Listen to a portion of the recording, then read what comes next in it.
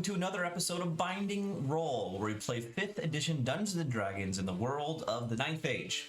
If you're unfamiliar with the 9th Age, it is a tabletop wargaming rank and flank strategy game that I play all the time, and that this YouTube channel is dedicated to.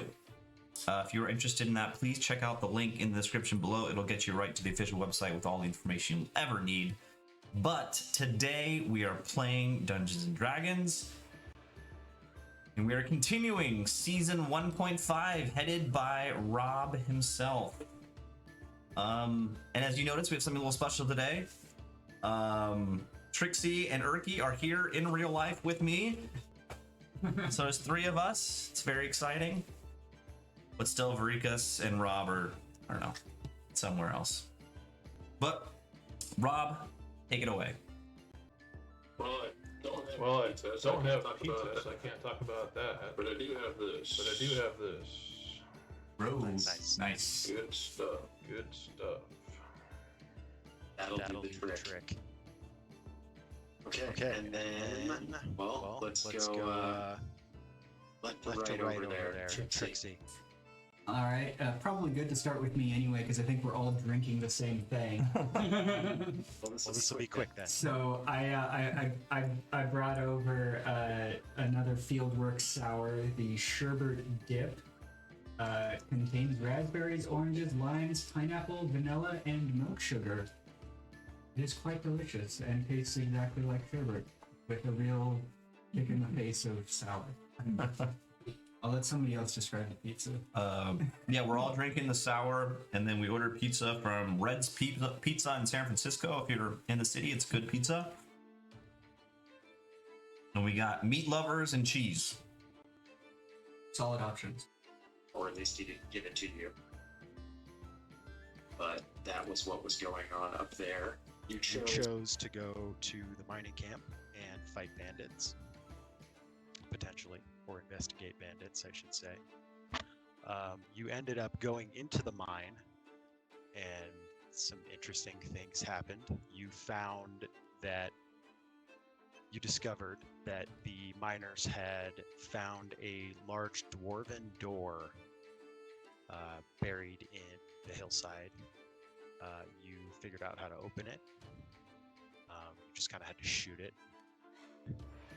And you went inside and saw 2 what you guys recognized as Hold Guardians. And they started talking to you. One of them was pretty cool. One of them was kind of a dick. But they ended up both attacking you nonetheless. There was a large avocado-shaped dial on a rock. Yes, something with avocados. I distinctly remember that. You fought, yes, there was a large stone with a dial on it. You fought these 2 Hold Guardians. The dial thing never really came into play, but I'll share with you guys now that it was the nickname that I gave it was the Luctuator. So each one of those clicks down that the Guardians made actually made it that much easier to crit by 1. So at the end of that fight, an 18 was actually a critical. So I kept asking you what the natural rolls you were getting were. It's been cool with being in tune with them. You should have just rolled better. The doors certainly may have opened if you killed them both. No. But now we'll never know. Because when you left, the doors started closing while you were fighting them. And when you left, as you were leaving and as the doors were finally finishing closing, you saw appearing in the chamber where the Guardians were, the Coatl, the large frog creature on a floating lily pad that you saw in the first episode on the ship. He kind of pointed and laughed at you, and again, thinking Jabba the Hutt. And the door closed, and you heard some rumbling. And then as you went outside, left the mine, you saw a bunch of large, beastly creatures that I guess you would all know at this point are members of the beast herds attacking the mining town outside of the mine. You saw a handful, let's say 5 or 6, let's say 6 smaller creatures about the size of a humanoid human being, maybe 6-ish feet, and then a minotaur, like a big burly, let's say 10 to 12 foot humanoid monster, but with a bull's head, all attacking the village. Okay, so upon leaving the mine, you see these beast herds attacking the mining village. You guys are still kind of on like the landing of the path that leads up to the mine. So you're looking over the mining town, watching this chaos unfold. You see, these wild horns, these humanoid, 6 foot tallish, human-sized beast herd guys fighting miners. You see the Minotaur just kind of smashing shacks and little mining cabins. He picks up a mining cart and hucks it through the front door of McDougal's house. And then McDougal comes out with a big-ass axe and then starts fighting with the rest of the miners. When you guys come out of the mine and sort of over the edge, become visible to everything that's going on down there, the Minotaur looks up at you guys, sort of sees you. You see kind of a look of recognition in his face, despite the fact that he is a beast man.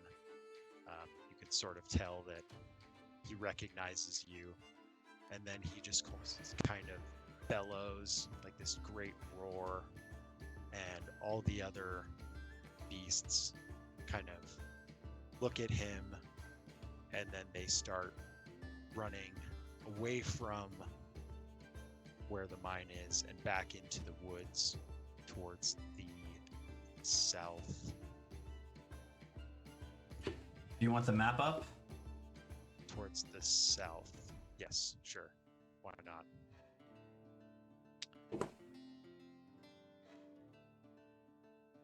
Towards the Okay, southeast, like towards the You guys are here, and they are going to the southeast, sort of this direction.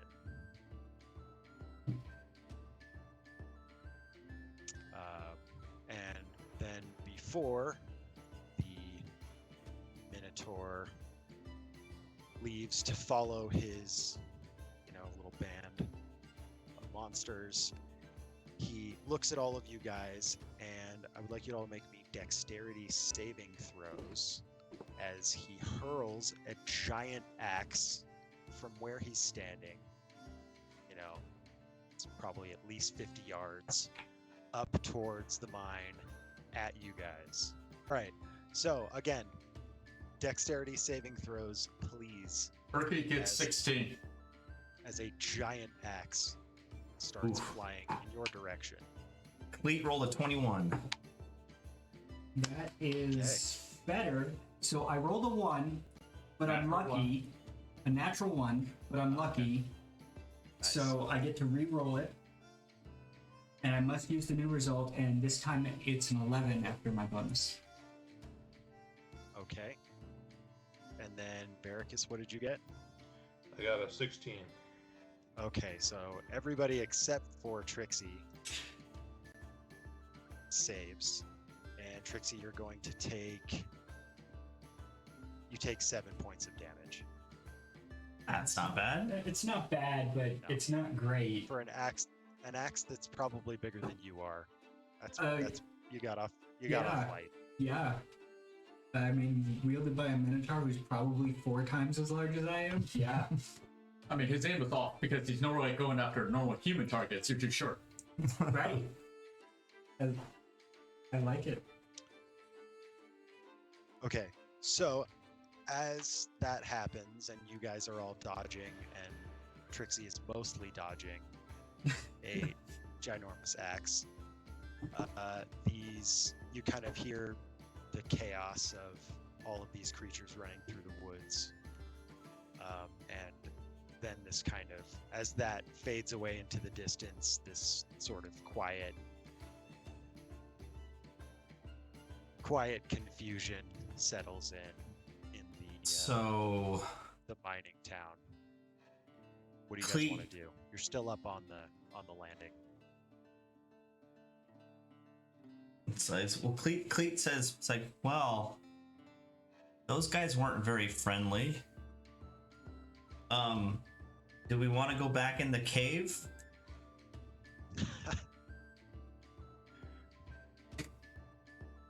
I don't like unfriendly people. Sometimes you just have to go to where the unfriendly people are. There's probably friendly people somewhere down there too. We gotta find them. I'm into more target practice. I'm all about testing out my new inventions. They never let me do it because there were too many civilians in the city. But nobody cares if these policemen die. We can burn to a crisp. It's awesome. No accountability. Who's up for killing things?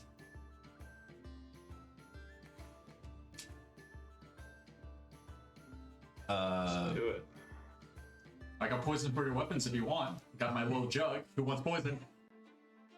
I'll take poison. Or mayonnaise. The poison Or jug. mayonnaise. It's one or the other. I was gonna say maybe they're allergic to mayonnaise. You know, I mean it's eggs, right? Which Yeah, is, they're both poison. Yeah. Get those vegan. I think one works a little faster than the other though. It's the mayonnaise, Right, clearly. One is a very targeted poison. One will give them actual poison, and one will give them irritable bowels. Well, I mean, it could completely close their airways if they're super allergic. All right, so are you guys staying on the landing, up by the mine entrance? Or are Can you bring up? Can we bring up a map of like the area of with the mine and the entrance? Didn't we have that? Where were you going? Yeah. Yeah, we can bring up my scribble map of that. Yeah, that was the first scribble map. Sure. Yeah, I think So that's... that might have been on the entrance, but yes, I guess it kept all my drawings. My beautiful it would also be drawings, so- interesting to look at like what's the distance from the camp and then from that area, because some of our stuff is very long range. That's all we had right there. Okay. Yeah, I mean, you just have the landing and a general direction of the path that leads down. Can I sort of estimate how far away they Are are? they within 120 feet? Oh, I mean, they're all gone. They're in the woods. They're gone. They go. Oh, their attack's over? Yeah. They're gone? Yeah, They're dead already? it appears as though as soon as you guys came back out, they kind of recognized that and made their way back into the woods. Another job well done. Yeah, I mean, Trixie did not have to fight. For reputation for Caesar. So, in case there was diversion, Clearly, we just clearly hold and very defend the scared mine. of Trixie's Yeah. combat prowess. There's no way to say it. So fun. Alright, So we're staying at the mine? stay at the mine. I mean, We did our job. We walked outside and they ran away. What else do you want us to do? I mean, they're like presumably dead and dying people down in the mining town. I don't know them. It's true. Yeah. Trixie had no healing ability. Have we seen any sign of the guy making the baked beans? Or the barbecue beans? Oh, Charlie, Charlie. you guys haven't gone down into the town, so you're not really sure. You hear some moaning and Cleet tells the group. sounds of some very hurt people. I need to save Charlie. Charlie's my friend, and I always save my friends. And I start walking towards the little town. Okay. All right. I mean, I Alright, could one so man I'll like find Charlie. or one person hold down this tunnel. Oh, Like, you know, just like I'm not going anywhere near where there was fighting. okay. The shorties will hold the mine. I mean, Yeah. we're a bit more suited for this environment. Yeah. So, Veracruz, why don't you go down to the city? Go bring me back some beans. Alright. I'm hungry. Good luck saving the mine, guys. Ladies. We got this. Have fun storming the castle. Okay. So No, Cleve nobody? and Veracruz All right. I'll take are a minute. going down Huh? into the town. Yeah. All right. So as you guys kind of reach the bottom of the path, which is sort of right next to the town. I mean, this entire town exists for this mine. So the path down the little hill to the town ends right at the edge of the town. So as you get to the bottom, you see McDougal, the mine foreman, kind of walking out to a sort of centralized, open area in the town that, there's an opening. Think of the shacks like a U shape, Mm-hmm. and the opening of the U kind of points towards the mine. And in the middle is sort of where the fire was and everything like that. But you see debris, and there are definitely some dead bodies, some miners that didn't survive the attack. Do there are we? a bunch of shacks that have been shattered. Go ahead. Do we see any beast herds? No. Do we see Charlie? Give me an investigation check. Investigation. Here we go. Oh yeah, here we go. That's a 17. Okay. All right, you go over towards the campfire where, where you last saw your dear friend Charlie, and you see the big pot of beans has been tipped over, Oh no. and there's kind of a mark that looks like someone was dragged through the beans and off towards the woods. I mean, I don't the even drag hesitate. mark appears Oh, the to trail be of beans. both beans and quite a bit of blood. Beans and blood. I think we just found the title of our episode, Beans and Blood. But Oh god. without Very hesitation, metal. I attempt to track the trail into the forest. Okay, give me your survival check. Oh, here we go. I got a bean. Oh, that's a natural one. Oh no, that's a 7. That's a 7. 13 total. Okay, it's still pretty bad. 13 total, because I've got +6 to my survival. Okay, that explains a lot actually, how Cleet could have possibly made it this far. I've got some pretty extensive bean tracking skill myself, so I'm gonna use my years of bean tracking knowledge to You get assist extra- Cleet. And I extra rolled a proficiency bonus? 16. Okay, so all right, Cleet, you kind of follow the trail towards the woods in the direction that the first big smear of beans. Sorry, my ear was itchy. The first big smear of beans is sort of pointing in one direction, like a big arrow.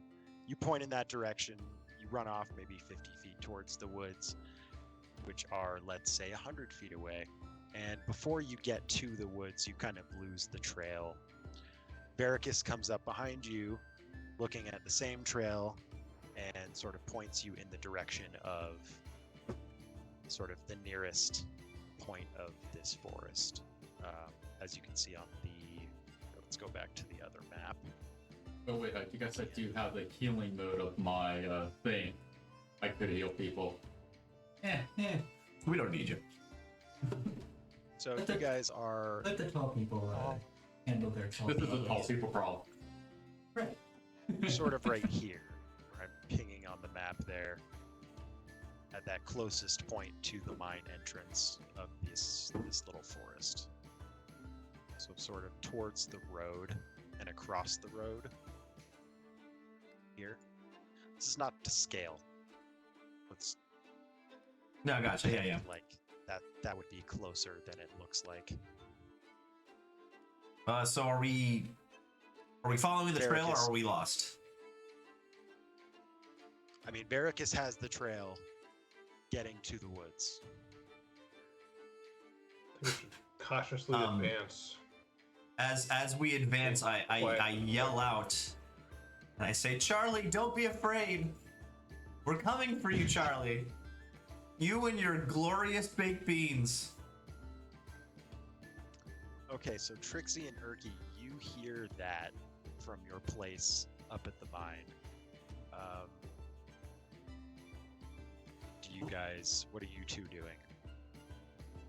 You two ladies. I think Pete might be a little mentally ill. Like, why are you so desperate to save this guy? That is a good question. Like, I hope he's dead because I don't want to accidentally become part of the party. The reason why Cleet is so eager to save Charlie is because he was kind and friendly upon first meeting them. Have you ever noticed I prize kindness and friendship? Begs the question Yeah, why I you're still think traveling with Trixie. everybody's noticed that friendship, above all else, is very important to Cleet. Okay, so you guys are staying put by the mine. Oh yeah, best practice is split the party. Yep. Makes it easier for the DM. All right, Always. fair enough. Yeah, I can kill two of you pretty easily. I don't know about that. So Cleet and Barracus, please, you make it to the woods, like to the edge of the woods. It gets a little more obscure what direction the Charlie drag mark was going. Would you make me survival checks again?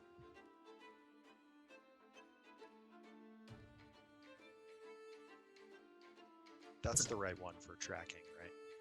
Yeah, Yes. Yeah. that's a 12 for me. I think. And Barracus, 18. what did you say? 18. Wow. Okay. Cleet, again, you follow the trail for a little bit further into the woods and then kind of lose it. And Barracus is like, no, it's right here. We're going this way. So you make your way into the woods. I mean, how far are we delving here? Well, as we move along in the forest, are we hearing sounds in the direction of the trail, or is it just like quiet forest? Off in the distance, you can still kind of hear, because it hasn't been very long since the, pack of beast herds left the village. You can still hear them off in the distance, but it's getting farther and farther away, moving fairly quickly and diminishing fairly quickly. It appears to be the same direction. Can I take a check to know, like, are we there? Am I gonna, if they're moving with Charlie, like they got him under their arms and they're running? Can I tell that we're not gonna be able to catch up with them? Make me an intelligence check to do the math, so to speak. Straight intelligence check. Oh, that's a natural 20. All right. Yeah, you can tell Dangerous. that unless you start moving very, very fast relative to what you're doing now, you're unlikely to catch them. With that intelligence check, I'll even give you that the amount of blood that you've seen, probably not great to come out of an old guy and have him still be feeling well. I turn. Suitably vague. You could still be alive. I turn to Varikas and I say,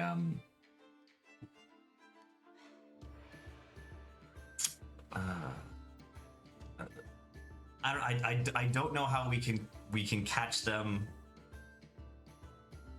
My heart weeps for Charlie and his baked beans. Another dead friend.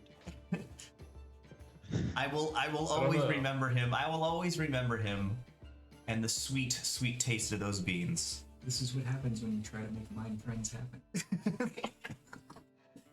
Dwarves are pretty hardy, though. Are we sure he's gonna bleed out? I don't think he was a dwarf. No, he was a human. He was a human. Bro, Varikas, are you able to, with your swift, tall, pale goblin legs, are you able to catch up with them? with you on my back? Yeah, something like Two that. of us? Let's try that. My Something like that. my legs aren't. I'm not fast enough to catch them, and I want to know if you are able to.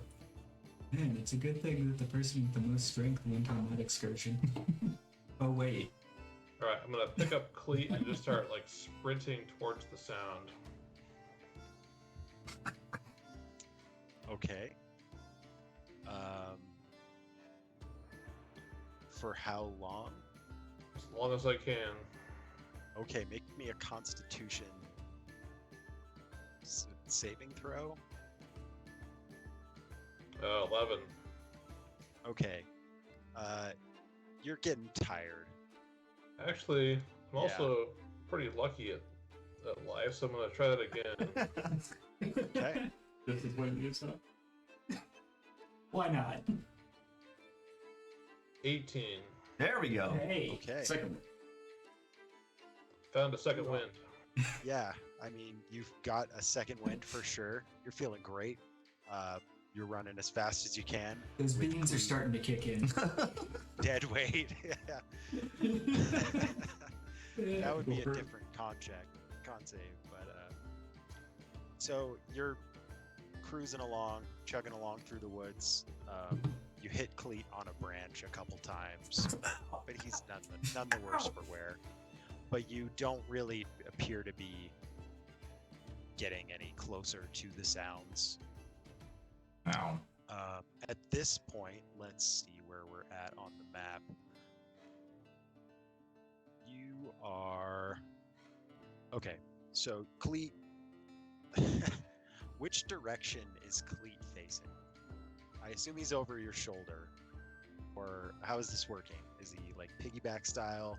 I think at first What you are grab we me like around underneath your arm, but then eventually like I'm imagining us like doing like like I'm sitting on your shoulders like Marco Polo in the pool.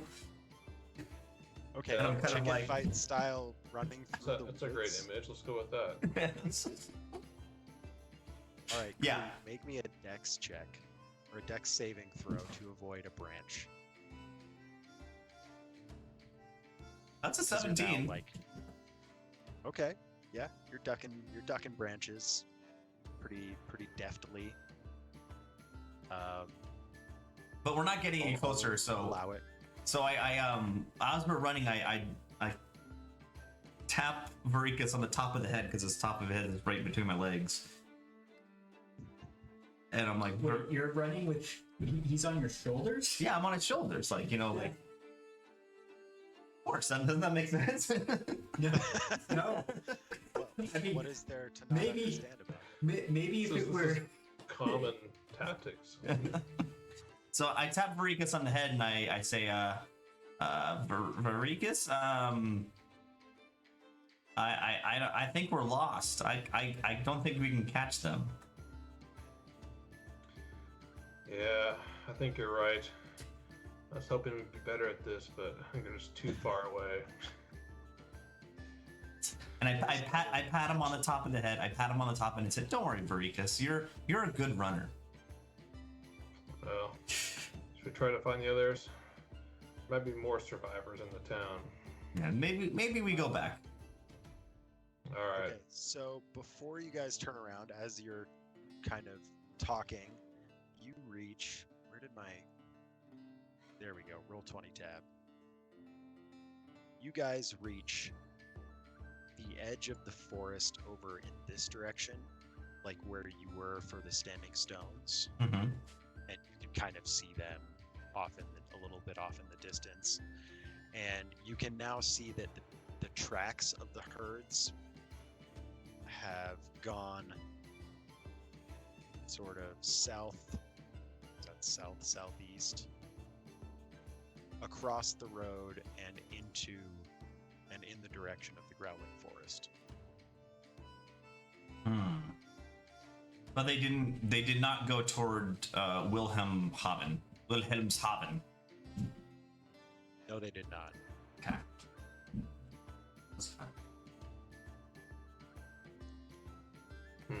Okay. Well, Tall goblin. Are you tall pale goblin. Still turning around? Back to the mine, and I stay on his shoulders. all right. I see. All right. He's Head back a to the mount mine. now. As you return, As we're going back, and like I'm like branches like brushing by me, I grab a twig off one of the branches, and I whip Varikas like a horse, like, you know, faster. It's, is this really how things are treated where you're from? Varikas, do you have a response to that? I double my speed. Okay, cool. All right, he's now moving Apparently, twice yes. as fast. Please make me a dex saving throw. Okay, there we go. As you are looking down and whipping Varikas and laughing, you look up, chuckling, and there's a big branch right in front of your face. I rolled a 12. You take a branch directly to the face and fall off Varikas' back and take 8d4. no. It's going to be 2d6, one for the fall and one for the branch to the face, but it's only 6 damage. Okay. Wow. Um. 20%. Wham! Continue on your way back. Do you remount?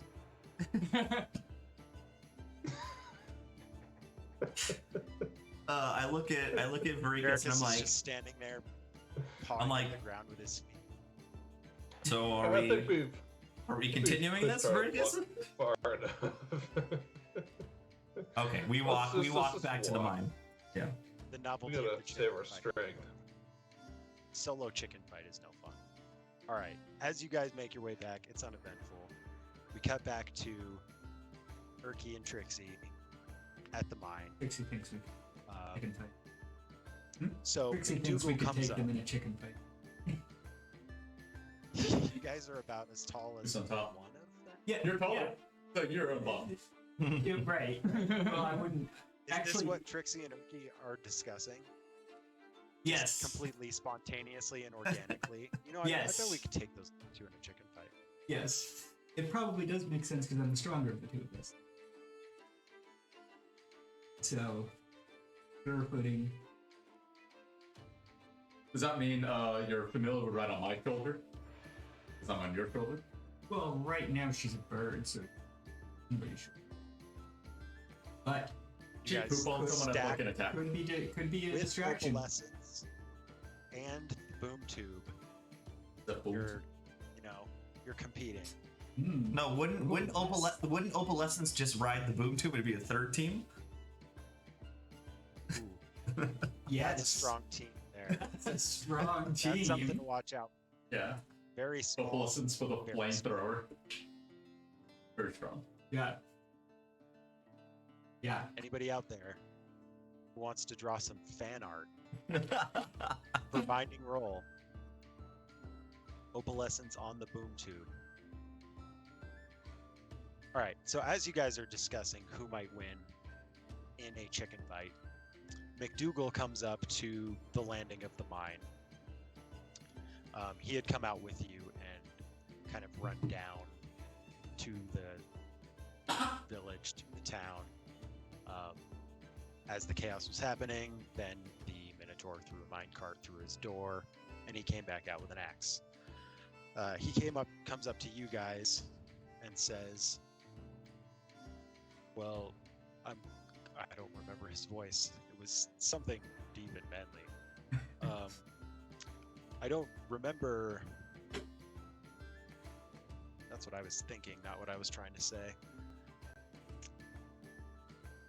Well, I'm glad you guys are still guarding the mine, but is there any way that you could come down and help potentially heal some of the wounded or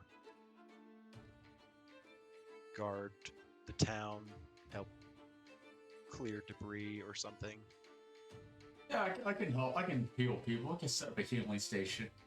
Used to like blowing things up, but you know, just gotta expand things. So, yeah, I'll come down and I'll try out the healing cannon or thing. Trixie has no medical I'm knowledge. gonna shoot you with healing. Now, does the healing version of the boom tube, is it still like a cannon thing? Like, does it still shoot stuff? It is Eldritch Cannon Protector mode. It's immune to poison or damage, psychic damage, all conditions, blah blah blah. Bonus action grants 1d8 plus 4 temporary hit points for each creature of your choice within 10 feet of the turret. Cannon can walk or climb 15 feet, blah blah blah. So it can confer temporary 1d8 plus 4 temporary hit points. So this does not apply to, well, people who are at 0 hit points. It's a different category of hit points. So if they are at 0 hit points, they still take death saves. Like, this can't remove that. Okay. Mechanically speaking, they'd be better to just sleep it off. Right. Lore-wise, it might help. Yeah, everyone take a long rest. Yeah, like that's... So are you guys going down to the town, or are you just casting the cannon? No. Sending the cannon that would be down funny. Just like send off my little guy walking with it. Like, hey, you do this. Yeah, I mean, That's what I'm picturing. It'd be funny. Murky's like laying down, leaning up against a wall. Leaning up against the cannon. It's like, fine. And then casts the cannon and shoos it towards the town. All right. No, you'd be carrying it with them, so. I'll go down. I mean, like guilt it's you into his it. work. Well, I mean, he's the one that's gonna sure we get paid, so, you know, gotta, you know. We should go down. We should go down. Trixie will put on a performance to lift their spirits. I mean, that entire area has been, like, blown away inside the mine. Like, are we really protecting that much? Probably not. Probably not, no. And we're away from Quada, who might come out and kill us. Right. Okay. Good point. All right, before you guys go back down, why don't you make me perception checks real fast? At a +0. 17. That'll help. And that'll be an 18 from me. 17 plus 1. So, as you guys were guarding, quote unquote, the mine, you were still hearing some rumbling for a little while, but that has since died down and gone quiet. Oh, from the inside of mine? Yes, from inside the mine. So it doesn't seem like whatever happened in there, it doesn't seem like it's still going on or like it's going to make its way in your direction. All right, so you make your way down to the town, and kind of at this time, let's say as you guys get back, Barracus and Cleet are coming out of the woods and also making it back to the mining town. As you guys kind of converge at the center of the town, I picture like the running airport romance moment where Cleet's just running towards Opalescence. Opalescence is in a But tree you somewhere. correct me if I'm wrong about that. Well, I don't wanna put Opalescence actions is into not. your mouth there. Opalescence is not in cat form right now. Correct. Yeah, so I don't. Never mind. Opalescence is a snowy owl right now. Somewhere in a Okay, tree. never mind. Actually, I like the idea that Opalescence was actually following them, making sure that they could get back, but not interacting with them, provided they were going in the right direction. Which it sounds like they were. So Cleet would be so happy if he knew that. Silent Wings. I knew that it was the same as the cat. Oh, I know. I said if. All right, you guys all get back, and you meet McDougal at the middle of the town. He says, well, we certainly need to rebuild. We may need to double our patrols or even maybe shut down this particular mine. I don't know, or at least hand it off to people who can deal with whatever that is going on in there. I don't know if this is worth the trouble anymore. And as you guys are talking and he's kind of just thinking through his existential crisis. I think I want you to take us to your wounded. And that's what you want to help so with, they're right? all kind of Sure, I just feel bad. collected in the central area around the fire. He says, "Oh well, if you're gonna be an asshole about it, they're all right here." All right. You're talking sort of next to the central I know fire what I that mean. they've got going again, and they're putting all of the wounded around the fire. There's maybe 10 wounded, a How many, handful of dead. how many Put hit the ones points that did don't you make say the wounded have? Total. How many hit points? Yes. I mean, what's just like a standard guy? Like, Isn't well, it like no, 10 HP? Well, how many hit points total for everybody that's wounded? Within All right, so I think I said the camp was within like a 90 30 foot- people. within a 90-foot radius. It's not 9-foot radius. Yeah, It is a 90-foot radius. Or no, sorry, Okay, it's 90 so foot that range, covers 20 the foot entire radius. mining town. Sorry, 20 foot radius. It's a 90 foot Oh, okay. range, but within 20 foot radius. So 40 feet. All right, let's say that everybody's kind of in the center. Yes. 20-foot radius. you said? Yes. So a 40-foot circle. Yes. Let's say everybody's kind of, congregating around the fire and the wounded, trying to help. So that gets everybody in the town, which is like 25 people now. Okay. Well, I mean, you know what? Let me just make this roll, and then we'll start from the lowest hit points and move up, and we'll see how many of them fall asleep. You're gonna take a long rest whether you like it or not. Oh, okay. So I'm casting sleep at the second level, so it will be 7d8, which I only have 6 here. Do you have a d8? You do.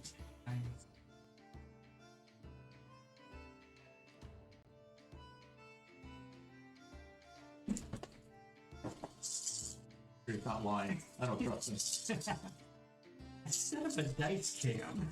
And conveniently, you don't have it up right now. Okay, so we're looking at Checks out. 1, 8, 32, 33 total HP. So starting with the lowest HP and moving up, subtracting their total HP from the 33. Okay, let's say you put all the wounded to sleep, like the severely wounded. Perfect, that was the goal. Gonna get along there. Everybody's a little scraped up and beaten up. Now, granted, this only lasts a minute. That they're asleep? The forced sleep only lasts a minute. Now, maybe they elect to continue to sleep if nobody disturbs them. Is this a good time to cast Thunderwave? If their terrible injuries don't wake them back up. The Thunderwave will. You still This is true. you tried. Damn You it! tried at least. Okay, I'm gonna use a first spell slot to turn on the Eldritch Hand again. and it's going to go into protector mode. So 10-foot radius, so I'll put it next to the fire. Pretty much covers everyone. Bonus action grants 1d8 plus 4 temp HP for each creature of your choice within 10 feet, which is everyone, including you. Woo! All right, let me roll the 1d8. Yeah, is it 1D? Do you roll for everyone, or do I roll individually? Or just let's just roll it once. Roll one for everyone. Yeah, that's fine. Okay. I don't think it's So everyone gets 7. I don't think it's gonna help, and it might actually cause more damage. But Trixie's gonna try and help with this as well, and use her last second level spell slot to enlarge your Eldritch Cannon. Enlarge the elf. Oh boy. So the target size doubles in all dimensions, and its weight is multiplied by 8. This growth increases its size by 1 category, from medium to large, for example. If there isn't enough room for the target to double in size, the creature or object attains its maximum possible size in the space available. Until the spell ends, the target also has advantage on strength checks and strength saving throws. Target's weapons also grow to match its size. While these weapons are enlarged, the target's attacks with them deal 1d4 extra damage. But no effect on like spells or anything. No, like that. no, but Trixie doesn't know that. Trixie thinks Alright, she's helping. It enlarges and crushes all the wounded people. Oh no. I'm just kidding. I'm totally kidding. I'm not going to be that much of a Since dick. people are, But it doesn't really do anything.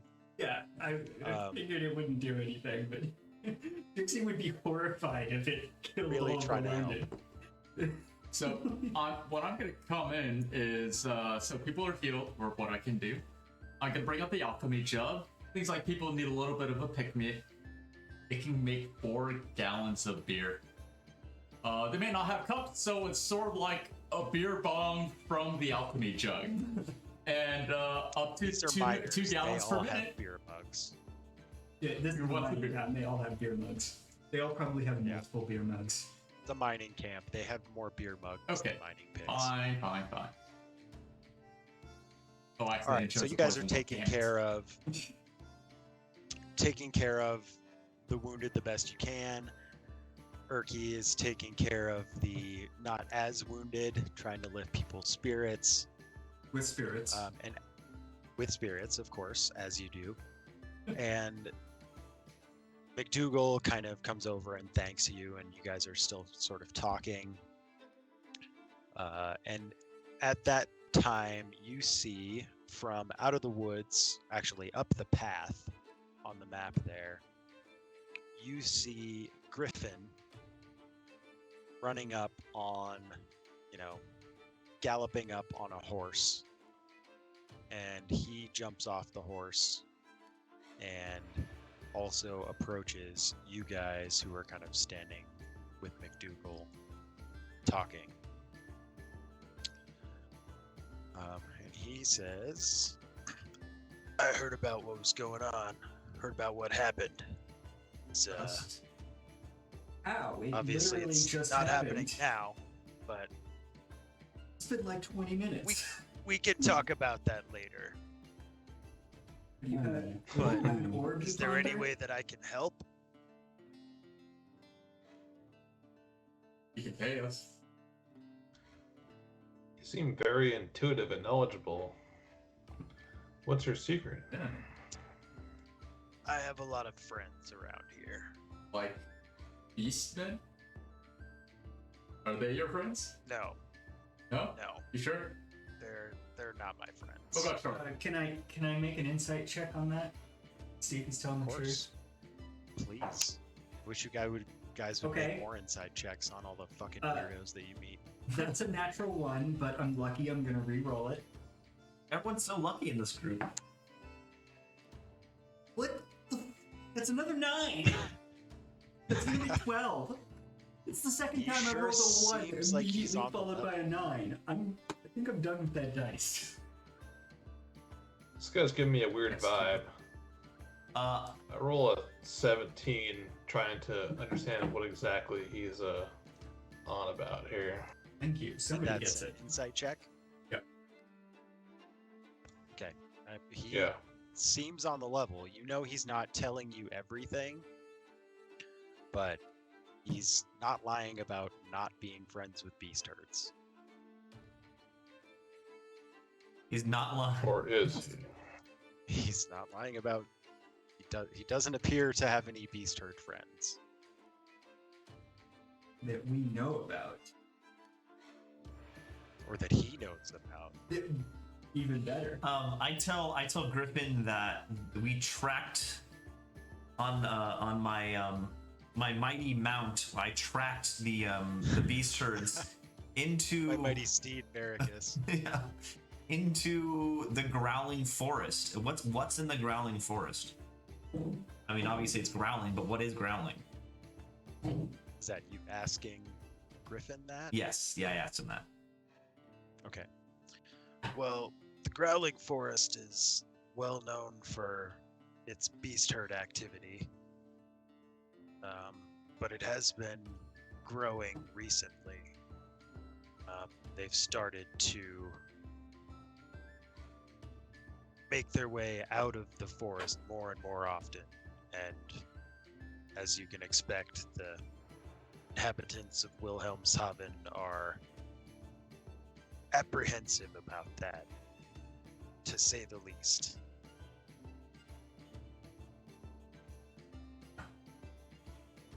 Do you know like what the name of this group of beast herd is, or like what their leader is? Oh, I don't know that we've seen anything that organized or any member of the herd that's that far up. Usually it's just kind of small skirmishing patrols that come out and will attack travelers, or people will see them from the road. Would So a something that 40-foot I was minotaur be going to ask you included in that? This is obviously to a height disparity between a halfling and a 40-foot minotaur be included in a skirmish? a minotaur. That would be new. His axe is right over I've there. heard- Yeah, it's I've actually on heard top of the hill. things. Really? He looks at McDougal and he says, "Would you have somebody go get that for me? I would definitely like to take a look at it." With enthusiasm, Says a I run up. minotaur would I run up the hill. Cleat. Of course. Why wouldn't he ask? Trixie just ask saw it Cleet? pretty He's well. He's so. I'm goddamn surprised cool. it's not still in me. I mean, if it had hit you that squarely, it would have cut you in half. So if it just Right, kind of right. nicked you, it definitely went past you. Oh, I don't have mend. Did it hit my cape at all? But your costume, yeah, costume. The cape or the hat? Hit that at all? Is there a large gash anywhere? Let's leave it up to the dice here. Right. Your hat is definitely fine, because if it had hit you in the head, you'd probably be dead. But your cape is fine. Okay. I had to build the suspense there. I know everybody's really, really worried. Reasonable. Yeah. Not the cape. Yeah. I mean, there's some blood on it for sure. Oh, but, that's no good. but it's not like shredded. Trixie has asked Okay. for a wash bin and is now furiously washing. Asked whom for a wash bin? Anybody that is still conscious. Yeah, personal education. You're right, but she's not thinking about that right now. When you ask for a wash bin, does Erky remind Trixie that she has prestidigitation? No, I think it'd be fun to see you get. She's kind of prissy, kind of want to see her get her hands dirty. Like, actually, it'd be funny to, like, she's deep in thought and just dunk her head in. I mean, I think that'd be fun. I died, but Right. So McDougal points you towards the wash bin. It's actually surprisingly not tipped over. In the chaos of all of the town and the mining camp and everything like that, there's beast herd footprints and there's like a severed arm on the ground somewhere. I mean, that's good luck. Just shanty debris, severed human arm. Yeah, that's good luck. Weird on a necklace. But Well- the wash bin, which is kind of a little over to the side, but still pretty close to the tent, to the camp, is like untouched. I was gonna say pristine, but that would not be the right word for a mining camp wash basin. Yes. I was Imagine actually- that, I was gonna ask. and that's what Trixie sees. Is there actual soap? Or do they just like wash things with, like, just rinse them with water? If there's not actual soap, then she's not gonna Not bother. sure is that an option at this point? In terms of like if we draw a historical analogy, yeah, so I just don't so know that that- and I don't think that's a soap, thing. soap is just fat and Soap lye. exists, yeah. Yeah, soap would just be fat and lye. Like they probably would have it, and it's probably made right there in town. it's in the PHP. there's a little tiny bar of soap. Well, that I don't looks like imagine there's. it's like that big. Yeah, It's okay. like the remnants of a bar of soap. You guys know exactly what I'm talking about. Okay. The last Yeah. gasp of a bar of soap. That's what's there. Oh, okay. I mean, I don't imagine that. I mean, how much blood is there? It's not like coated, right? No, I mean there's It's just a little bit, right? there's some blood. Yeah, it's just not like like it's a ton of. it's a small amount, but Trixie is incredibly vain, and any blemish must be dealt with immediately.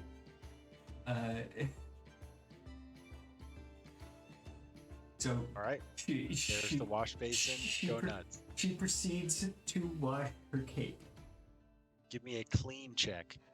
What do you want me to Kidding. roll for that? I don't know what that means. I'm just kidding. What would that be? I don't want to talk about Trixie cleaning her clothes anymore. So Well, too you bad. get your cape cleaner than it was, but not super clean. Well, I mean, it's now soaking wet, and she's gonna use prestidigitation to dry it. Like, she remembers about halfway Gotcha. through that she could have just done that, but Shit. she's already committed now, so she finishes washing it, but she'll dry it with prestidigitation, which also cleans any remaining bits that were missed. Okay, you're clean. Ta-da! It's good RP. All right, so as Trixie is cleaning her cape, I imagine just kind of a slew of curses coming from that direction. Again, whenever I say I imagine stuff, you can always correct me if I'm Oh wrong. no, you would be most of the correct. time. Probably more than you I'm imagine. imagining. Yeah, I mean, if I'm imagining something your character wouldn't do, you can always correct me. But I just think it's funny. So, while that's happening, Griffin is talking to the remaining members of the party, and he's asking about what else you saw. Well, here. So, what else did you see when you went into the mine? McDougal kind of Did I nudges him. did I come back with says the they- battle axe yet? Yeah, you're back. And then Griffin was taking a look at that. And then when he's done looking at it, he sort of sets it aside and asks, what else did you see when you were in the mine? And then McDougal kind of nudges him before anyone can answer. And he says, they saw what we found. And Griffin kind of nods knowingly and says, okay, so you saw the door. What else can you tell me about what you saw in there? what happened. The other side of the door. The guy with the fireball flail. Yes, At this point. on the other side of the door. At this point, that's probably all that's left in there. It's the bro thing we're making it up. It's like, oh, the floating frog again. That's the one that's, caused all your problems. Yep. No, I unabashedly describe what we saw: the two giant dwarf stone creatures protecting something, and then as we left, the frog on a palanquin. On a lily pad. Lily pad. Which I really wanted Lily pad to, palanquin. I really wanted to cast Reduce on that. That would have been good. Okay, so you just sort of relate what happened. Yeah. Right. Okay. So Griffin as you describe that, his eyebrows kind of keep going up and up and up. And he is clearly surprised that that's what was behind the door. And even more surprised when you say that the frog showed up. And he Reported out says, of nowhere. I'm actually well, probably maybe feeling. you won't There's an option. know, Hmm. but did it appear to be Avocado. the same Avocado. Oh, frog that you saw earlier? oh, it most definitely. Did you guys was. ever describe to Griffin No, the frog on the ship? no, Oh yeah, we kept it secret. no, because everybody was giving us shit for saying it was a giant group of frogs. Lizard people. Yeah. Yeah. So we Yeah. decided to just not. But That's at this, fair. since he seems interested in believing that it was, we'll probably agree that this isn't the first time this particular beast, fishman, Yeah, creature. frog from Entity. beyond. It's how vague can we be? All right. So Griffin says, "Okay, I definitely remember them. now I get a little bit more about how you came to be around here. That's very interesting. I haven't heard much about the lizard folk around here. I'm gonna have to talk to some friends about what that might mean. But in the meantime, would you be willing to... Someone needs to go into the Growling Forest and try and find the source of these beast herd attacks and see if potentially we can stop them or figure out what they want, deter them in some way. Would you be willing to go into the forest and... Do we think there's a relation between the frogman and the birds attacking? I can't really say. I don't know enough about this frogman to say at the moment, but either way, it seems like both need to be dealt with, and if they're just one thing, then dealing with the beast herds would at least be, a step in the right direction. So if you're willing, I would say you guys, you adventurers, take on investigating the beast herds, and I will do some more research into what's going on with the Saurians and what they're doing here, because they're not known to be in this area. Our original mission was to find some brigands and deal with them. The beast herd is far more than that, and you're asking us to go on their home turf and deal with them. So that's a lot more risky. We almost got killed just checking out stuff in the cave, so we need a little more compensation for, hazard pay. Griffin kind of leans back, takes a deep breath, says, let's put it this way. If you take care of this for me, I'll get you to Cantamont.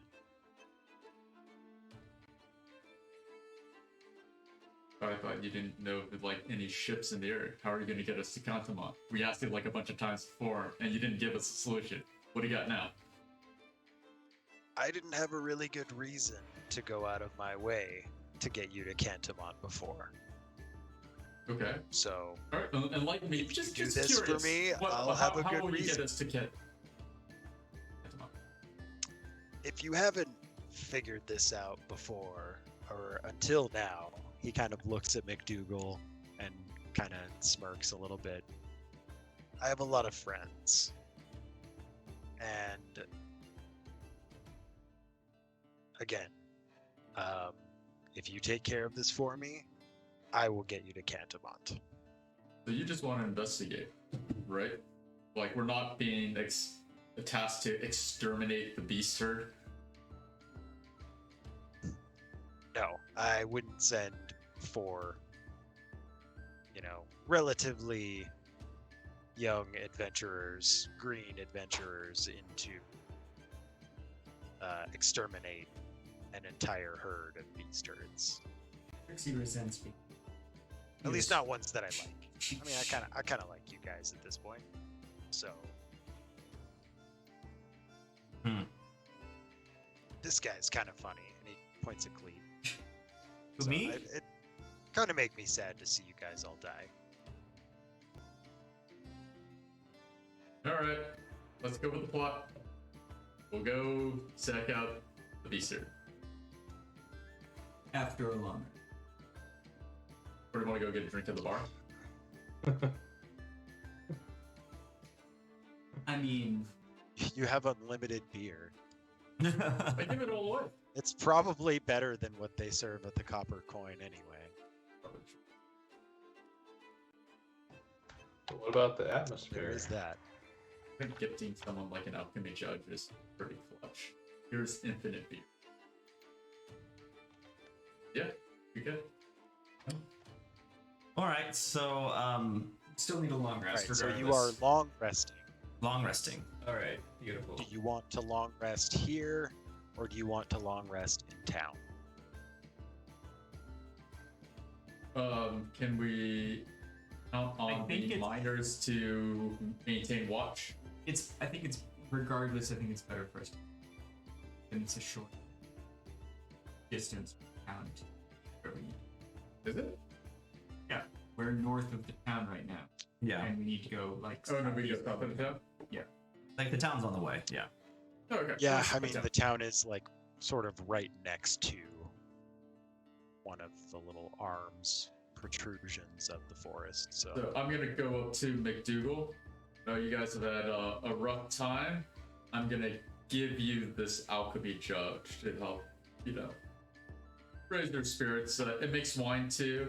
Be careful of this one with the black stopper. Don't use that. That's poison. So, but everything else is cool.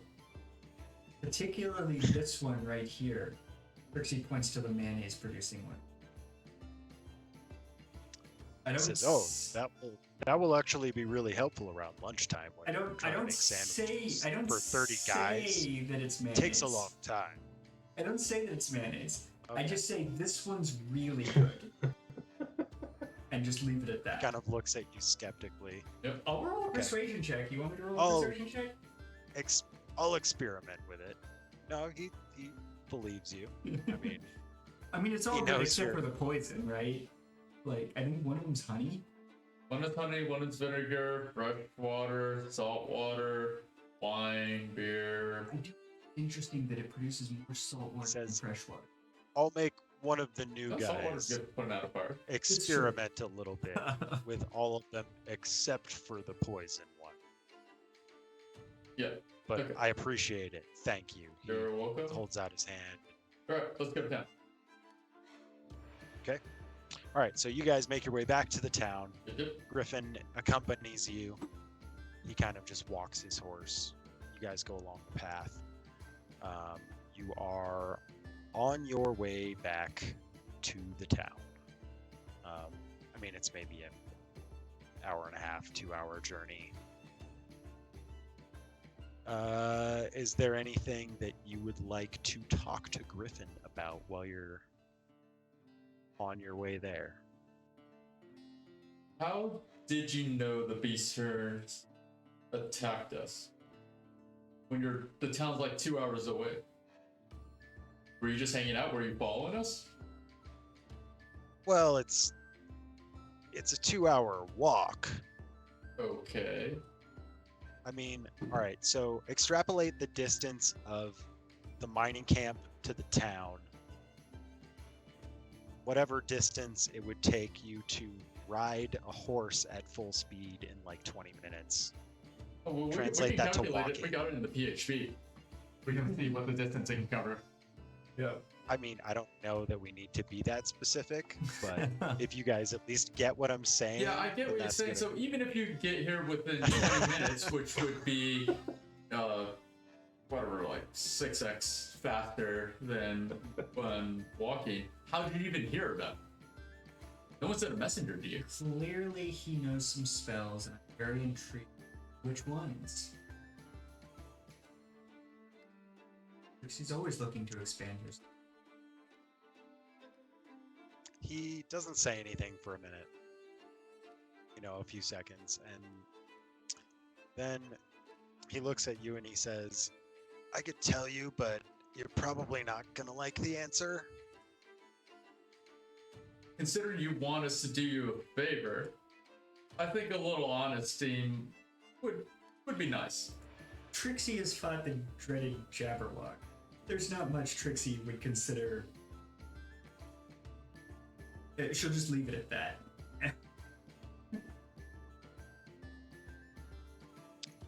All right. If you're gonna help me, then I guess I can level with you a little bit. I mean, again, I've said multiple times that I've got a lot of friends around here. Some of those are Those places? people from all over the world. Some of those are people with certain skills. Some of those are not people at all. Devil worshiper.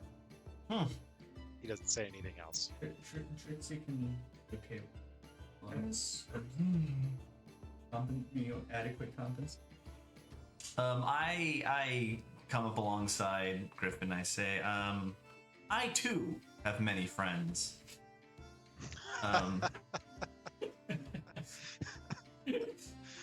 And I understand. I Everybody understand. laughs when Cleet says that.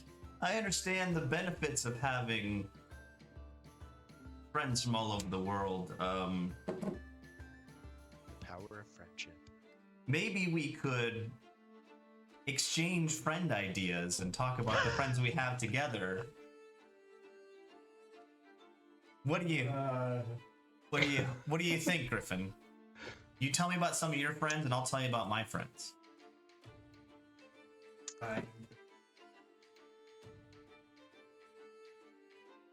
Come on, He looks at you that's a persuasion slightly check at least. skeptically. That's a persuasion All right, yeah, check at make least. a persuasion check. There we go. for it, please.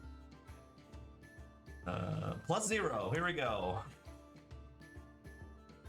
It's a 5. 5. It's a 5. All right. He just kind of looks at you a little bit skeptically and says, "How about you start?" Well,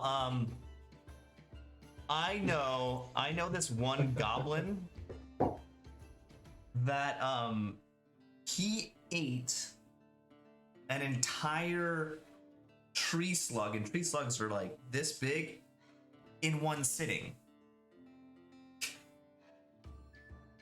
How about you? Oh, I think it would take me a little longer than that to eat a whole tree slug. Yeah, see, I know some pretty interesting people.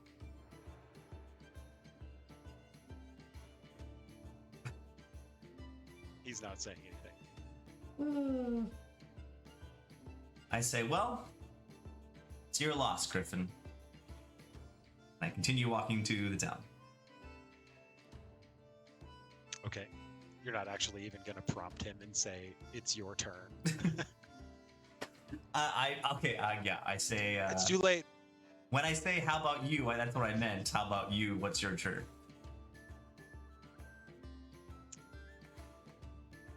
He's a mysterious guy, you know. He's going to construe things the way he wants.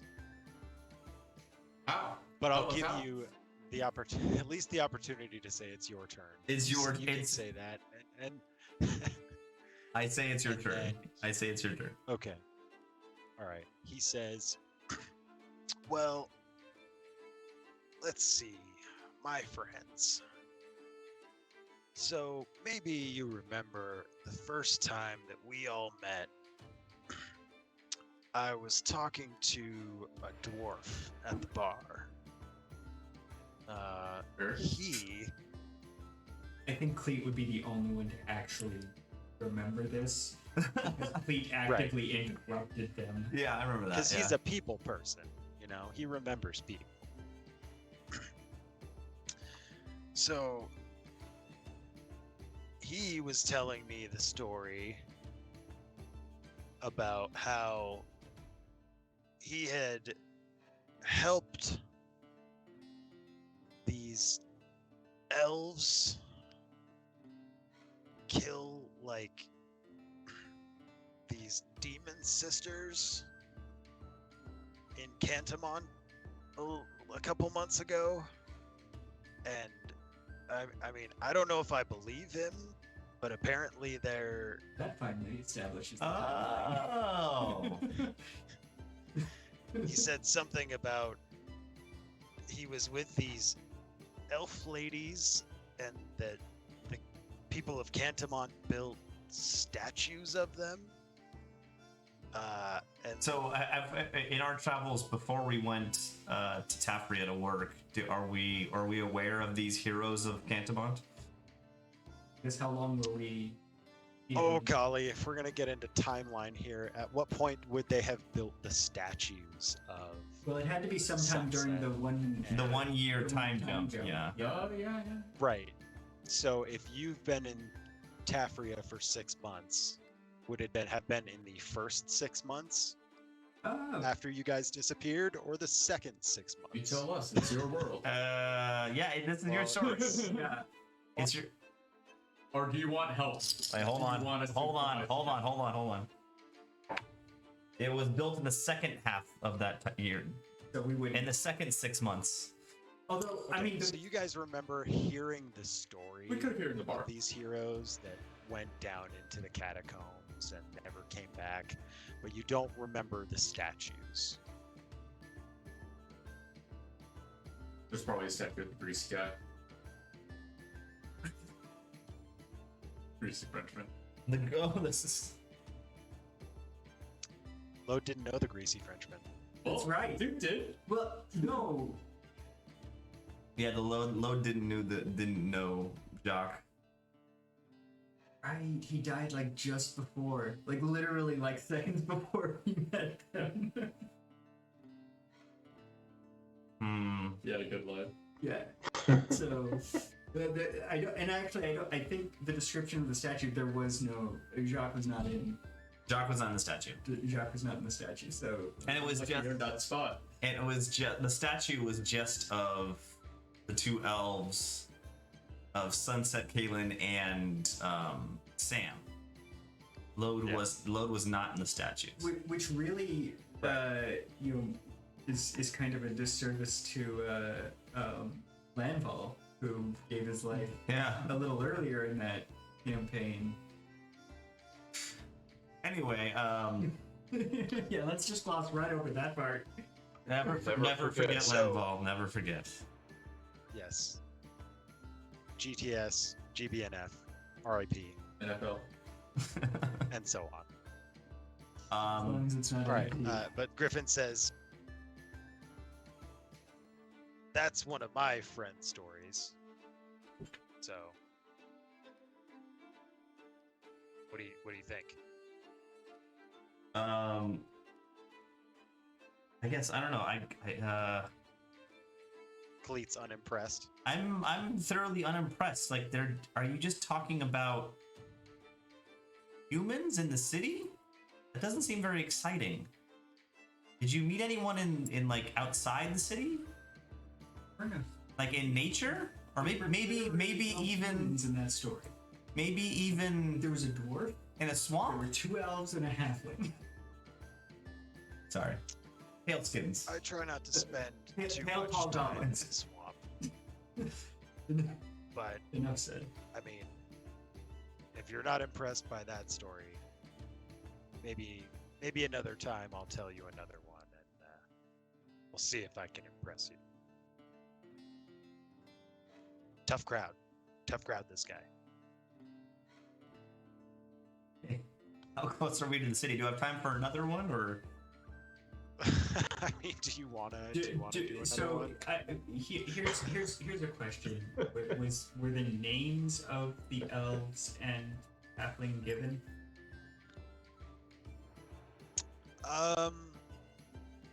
Let's say Lode would have given them, and Griffin doesn't quite remember. Okay, so in translation, it would not have So, no. reached us. It would not have reached Cleet or you guys. Okay.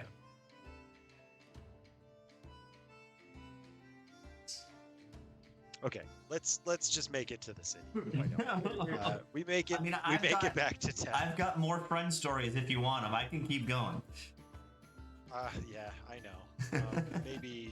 Maybe another time we'll do deleted scenes of just Cleet and Griffin trying to one up each other with friend stories.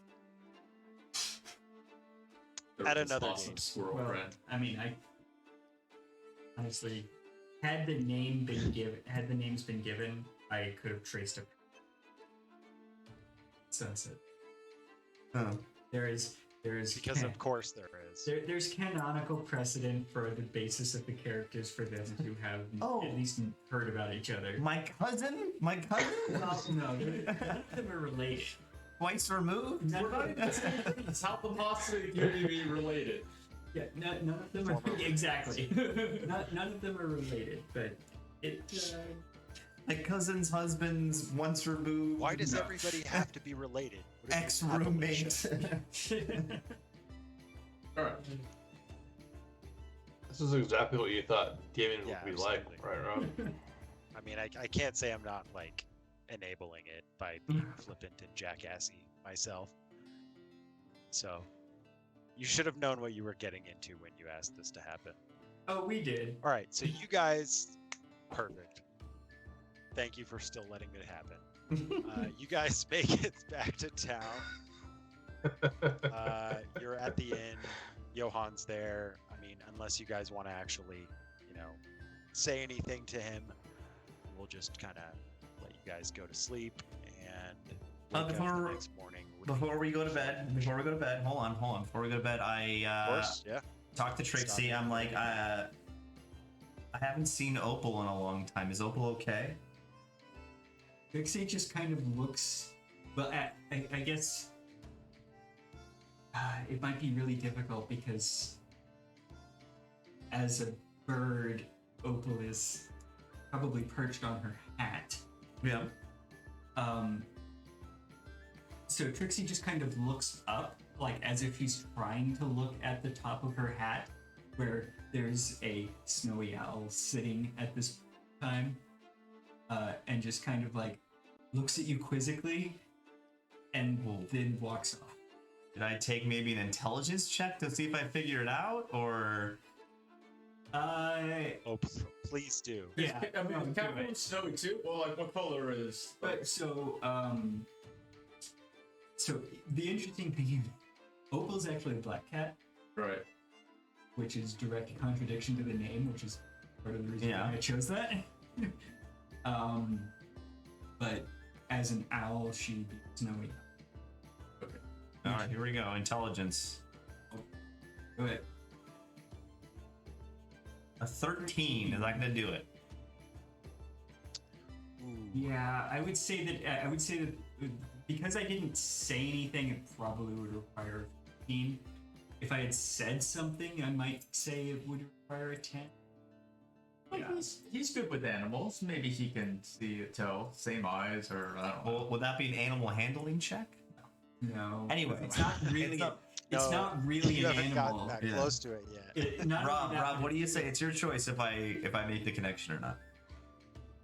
If you make the connection that the owl is opalescence, Basically, Yeah. it's a 13 good enough. no, I would say no. You're so attached to opalescence as the cat that you can't make that jump. You're like, oh cool, Trixie's got a new animal friend, and I kind of want to pet that one too, but you don't get the connection that it's still opalescence.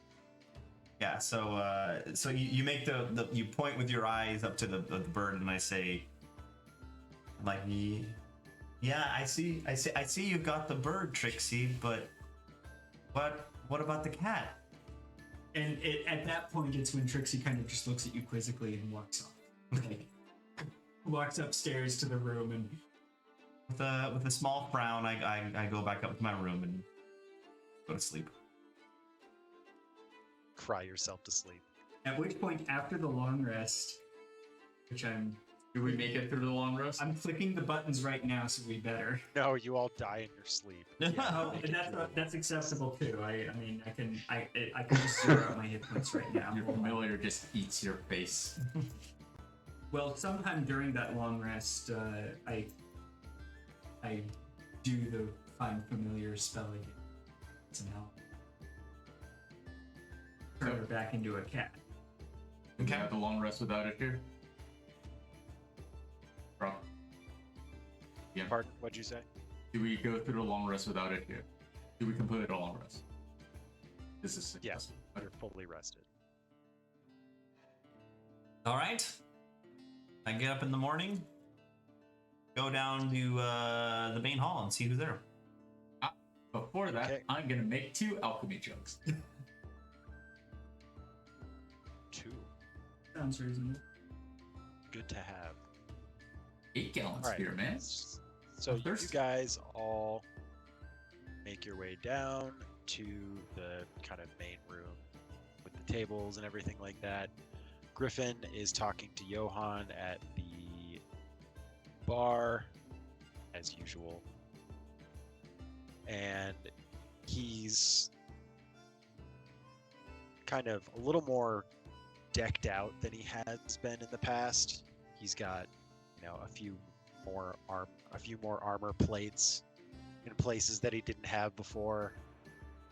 He's got a big sword on his back. Oh wait, he had 2 swords, I guess, but they look a little shinier this morning than they looked before. I want to be able to make this orange alchemy jug. Ready to It roll. makes soy sauce. Nice. Can I make an orange alchemy jug? One more time. An orange alchemy jug. What Like what it's is just orange in what- color. what's the uh, difference? The total difference between the two? I think everything is the same except for there's also a spout for soy sauce. Oh, so that's one more spout. That's more Then spout. yeah, Do it. definitely you can make that. I'll allow it. I feel like soy sauce is not going to break this campaign any more than anything else. So I don't know about that. I can find so many it uses for time. soy sauce, more so than mayonnaise.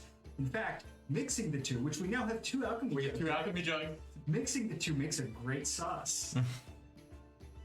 They say that every great sauce is just orange mayonnaise. Oh. Or we could do honey mayonnaise. There you go. Honey, soy sauce, and mayonnaise. We'd have to wait a little bit, so probably do the mayonnaise last. Or mayonnaise and beer. I think this is a spin-off, guys. We'll do the Erky and Trixie cooking sauce hour at a different time. Season 1.6. Yeah. You guys are now in charge of season 2.5. I the cooking show. I'm sure we can come up with something. Roast goblin. I go over to. Go ahead. I go over to Griffin and was it with Johan? On purpose. Yeah, he's talking to Johan at the bar. I wander up, I sit down next to him, and I say, "Hi, friends. I'm really excited to go into the Growling Forest today. Is that what we're doing?"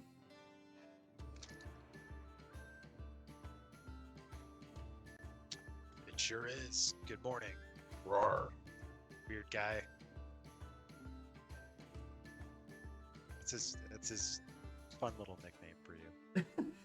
I say, Griffin, what do I need to bring into the Growling Forest?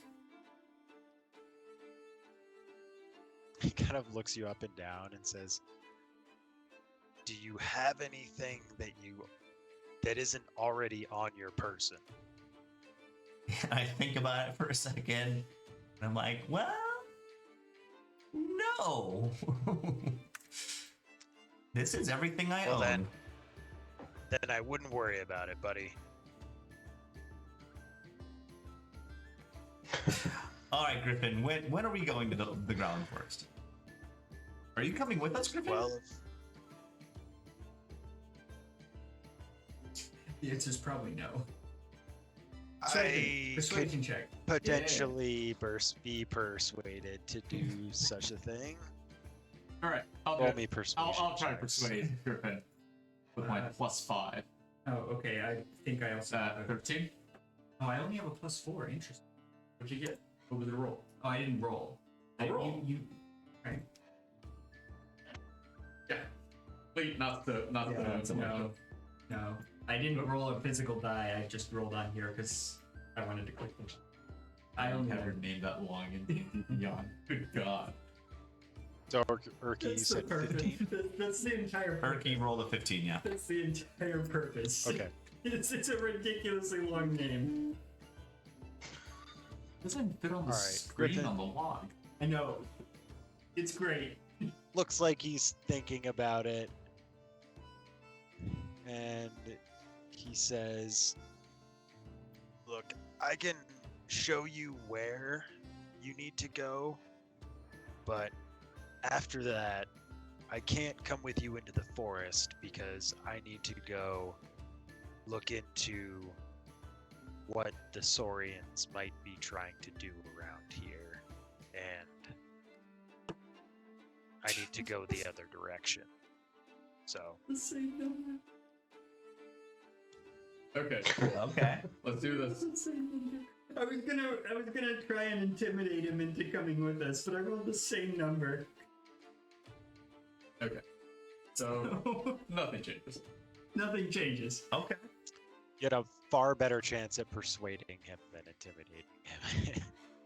Alright. But Wasted after 4 foot. so he will come with you to the edge of the forest and show you kind of where he thinks you should go in. But after that, you're on your own.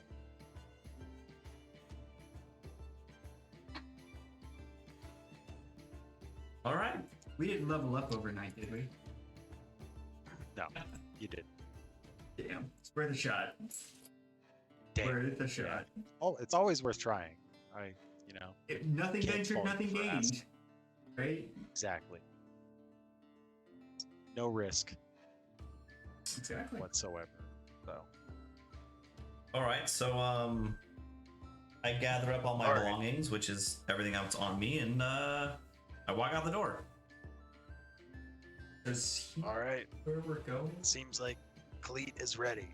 Ready. Are the rest of you? I mean, we didn't even mention the cat. Like, there's now a cat physically sitting on my shoulder. Like, There's an actual cat, and he's just ignoring it. it's like So I did see the cat, but it is starting to now perplex me and confuse me. Like I keep seeing it and then not seeing it and then seeing it. So I'm keeping it to myself saw it at this die point. that time. but it only died once so far. But it has mysteriously disappeared when another animal has appeared in its place, either a hawk or an owl. Yeah, but I don't get that. Yeah. we went into the fact that Cleet's not quite clever enough to, or at least wasn't that one Which time is- he tried to Which is really interesting figure it because out. I did the transformation directly in front of him to go from the cat to the hawk. Yeah. But I mean, I don't know what to tell you, man. And I was What not do a you want hawk. from me? That's all I. I'm not the one who failed the checks. You're absolutely right. All right, so Griffin's like, all right, so clearly we're ready to go. Let's stop messing around here and let's make our way. So he actually takes you a little ways south on the road and into this kind of gap in the forest here, a little cove, if you will, in the forest, and says, this is where we've seen the most activity, is in this little kind of clearing. There have been a couple nights where we've seen bonfires in this area, and then we come out in the morning and there's nothing left except for a burned out fire and hoof prints all over the place. But think from the tracks after the few times that's happened, that they kind of go due east from here. I'm sorry, due east. All right, I'll look around in the area and see if I can find a trail. Okay. And Griffin also says, before that happens, this is where I'll take my leave of you. Is there anything else that you need? Any questions, comments, concerns for me before I take my leave? One last question: Have you fought beast herds before? I have a few times, yes. What is? Do they have a weakness? Or what is the best way to defeat them? Oh, I mean, I don't know that they have any particular weaknesses that I can think of. They're pretty tough, but you just kind of have to fight your way through it. It's a war of attrition when you're fighting the beast herds. My experience, they don't do anything fancy, but they sure are tough. Fair enough. Good question, Cleve. I'm gonna roll a survival check to see if I can track him. Is that right? Right. Yes, that was the next thing. Anybody who wants to get in on that action, feel free as well.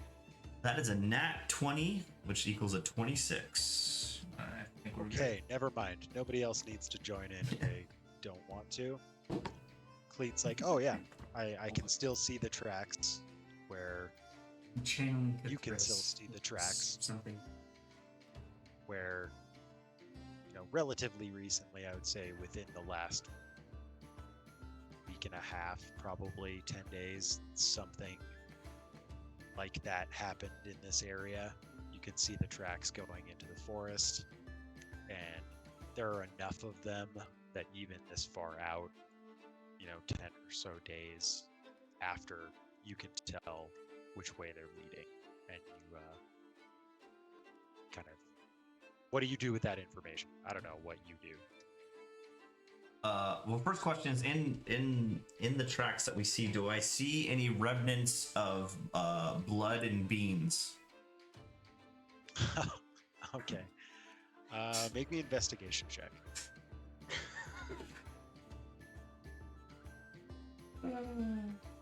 That's a 9. Okay, you don't see any blood and beans. Poor Charlie. Gosh. Okay. So I just start following the trail.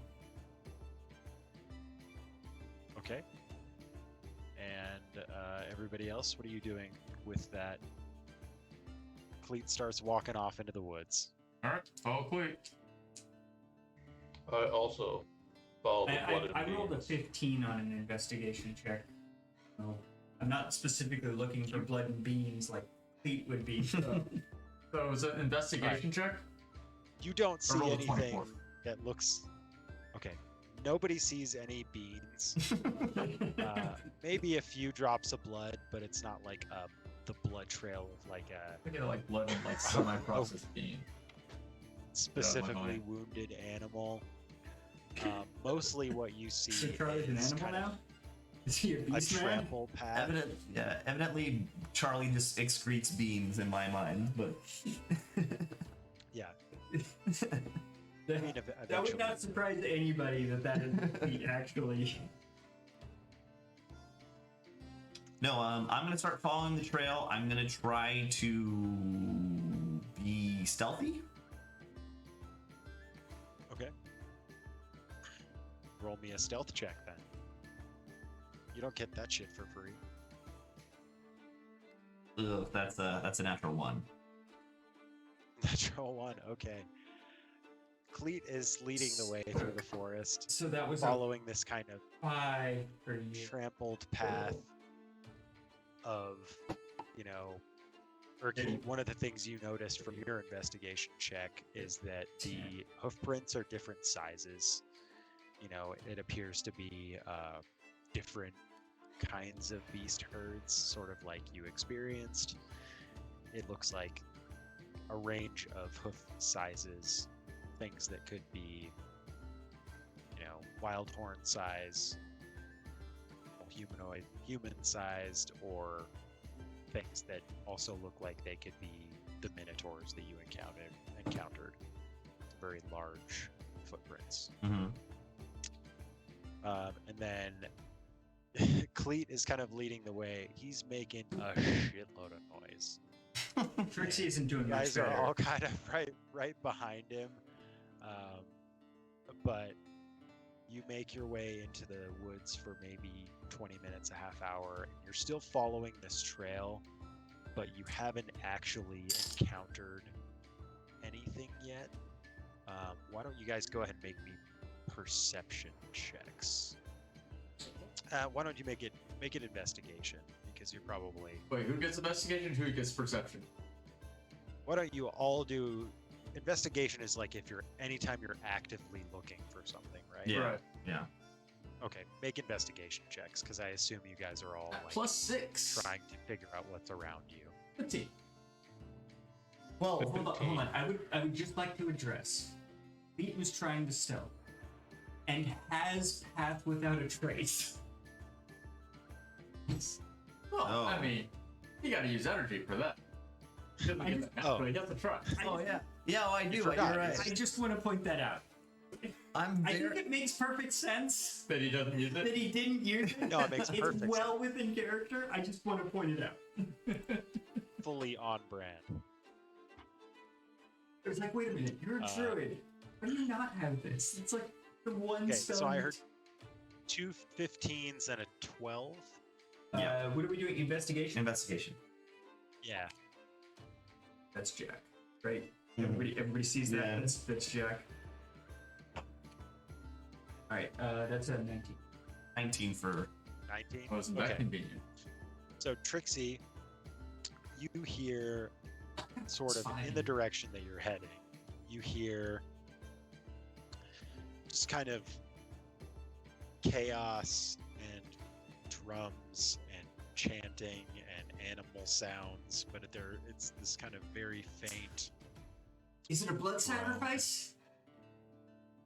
I mean, maybe. I mean, drums and Maybe not. chanting. I imagine there's screams, right?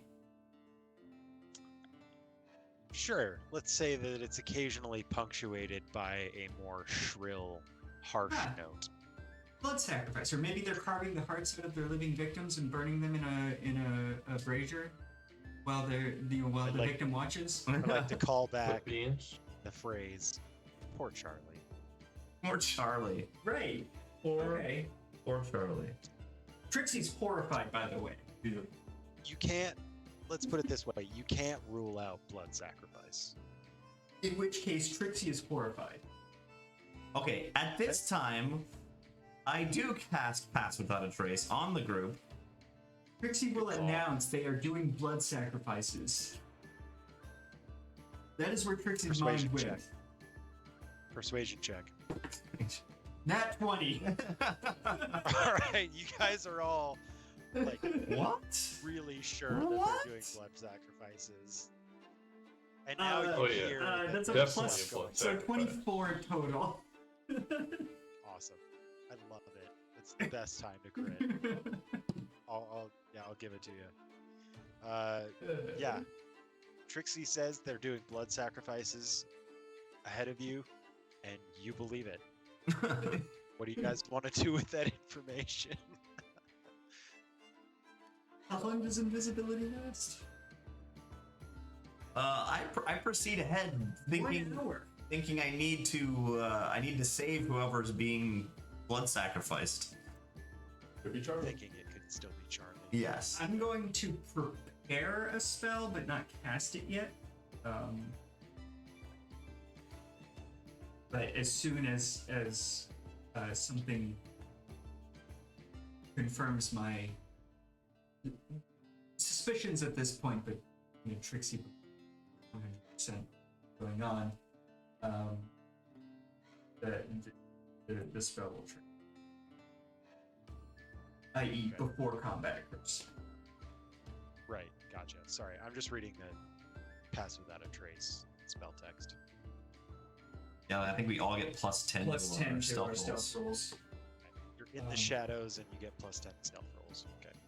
So, do you guys want to do another round of those sweet stealth rolls? Yes, please. All right. Especially Cleet. Getting good rolls now. So 18, 28 total with the passive Yeah, I'm at attack. 23. 16 with the plus 10. 18. Wow. Good thing you had. Very Granted, I think I rolled a 10. Well, I rolled an 8 and then plus 2 for 2. We did the initial. All right. So you guys are kind of skulking through the shadows. I have not been keeping any sort of track of. I guess it's morning because you guys slept the night. But Mhm. the growling forest is dense enough that there are enough shadows for you to kind of hide. Erky makes a few clinking noises occasionally as you guys are making your way through. I imagine there's gears and stuff like that in her pack that clink together, but Yeah. it's not enough to... Wait for Nothing the horse. from in front of you where the chanting and growling and all that stuff is coming from. That's all far too loud for anything to notice the sounds that you're making. Let's see. You guys continue to make your way through the woods. I feel like we're going to come You across are... a scenario. The Let's say you're nearing the edge of the map Jack over Sparrow here. chief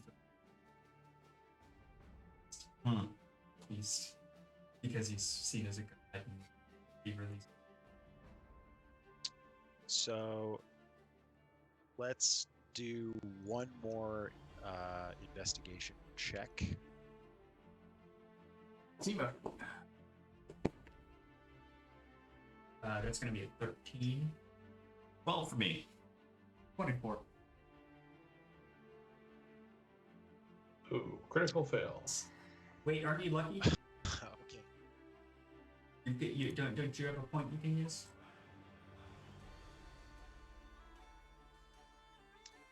You're muted again, Barracus. Go mute Veracruz. One more time. About a 12. Well, it's better than a nat 1. Yeah. Yeah, definitely. All right, so Barracus kind of starts walking ahead, and whoever got a 24 just kind of grabs him and stops him. You guys see a clearing coming up in front of you, and it's as you have continued, the chanting and drums and all that stuff has gotten louder and louder. You're still not like right up on it, you don't think, but you see a kind of a clearing in front of you, and whoever got the 24, was that Turkey. Okay, Urki, you hear what appear to be some sort of, creature in this clearing that you notice is coming up ahead of you. Does it sound like a large creature? Mid-sized creature, larger than you. Okay. We are small, so medium-sized creature would be. Okay. We can move through the.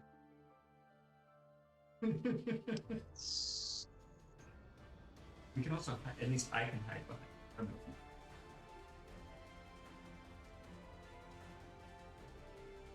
Oh, literally, naturally stealthy. You can attempt to hide even obscured only by a creature that is size that.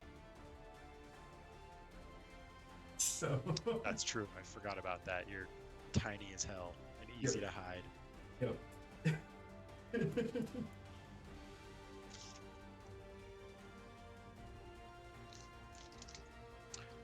All right, so there's a clearing ahead of you. Let's say like 20 feet ahead of you. You're still hidden in the shadows. You're still stealthy AF as a group. What do you want to do with the information? Do we see anything? Yeah. I only hear it. So I will try to move up stealthily to ID the creature. Yeah. You would have to move closer to actually see if there's anything specific, but you can do that. And I'm gonna hold my fist up. All right, everyone wait.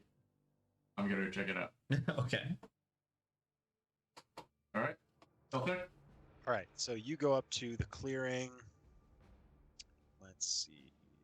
Let's move you clowns over to this map.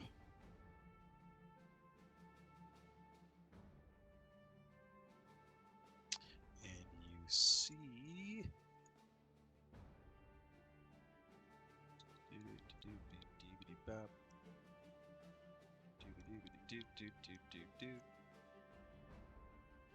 You see 3 of the creatures that you saw And the mining camp? attacking the mining camp. Of the 3 of the smaller creatures that you saw attacking the mining camp. Let's just say they're kind of sitting on a log, and this one's sitting on some crates that look like potentially they've been looted from somewhere. Probably the mining camp. Yeah. Which direction are we approaching from? You are approaching from, let's say you're like down here. You're approaching from the east. Sorry, from the west through the east. But you kind of reach the edge of the clearing down here in the bottom left corner. Okay. Ignore what looks like a wall, like a palisade wall. Say that's just like a clearing. I noticed that. Do I notice any signs of humans or like any of the captives? Footprints or clothing or something, blood, arms. Arms. Nothing here. I mean, there's what looks like piles of loot and stuff, maybe tools over in this area, but nothing, no people. There's definitely stuff, but not people. Okay, I will crawl or stealthily move back to the main group to inform them of what I found. Okay. Which I assume And is like let's at least 100 just from for that the plan. record, we'll say that the rest of the music and all the chanting and all that stuff, the larger body of beast herds appears to be coming from the like top right direction. Northeast. Like if you were to continue in the direction of the corner, that would lead you towards the larger herd. Okay, so what we could do is encourage a group to move east a bit, and then move north to avoid the clearing. Where are... So I guess we don't approach need where tokens we yet. hear the music and stuff without going through. Yeah, can we get to where the rest of the beast herds are without going through the clearing? Yes. We don't I like would your make map. you guys make We want a different map. another stealth check in the process, but yes. All right. Stealth check.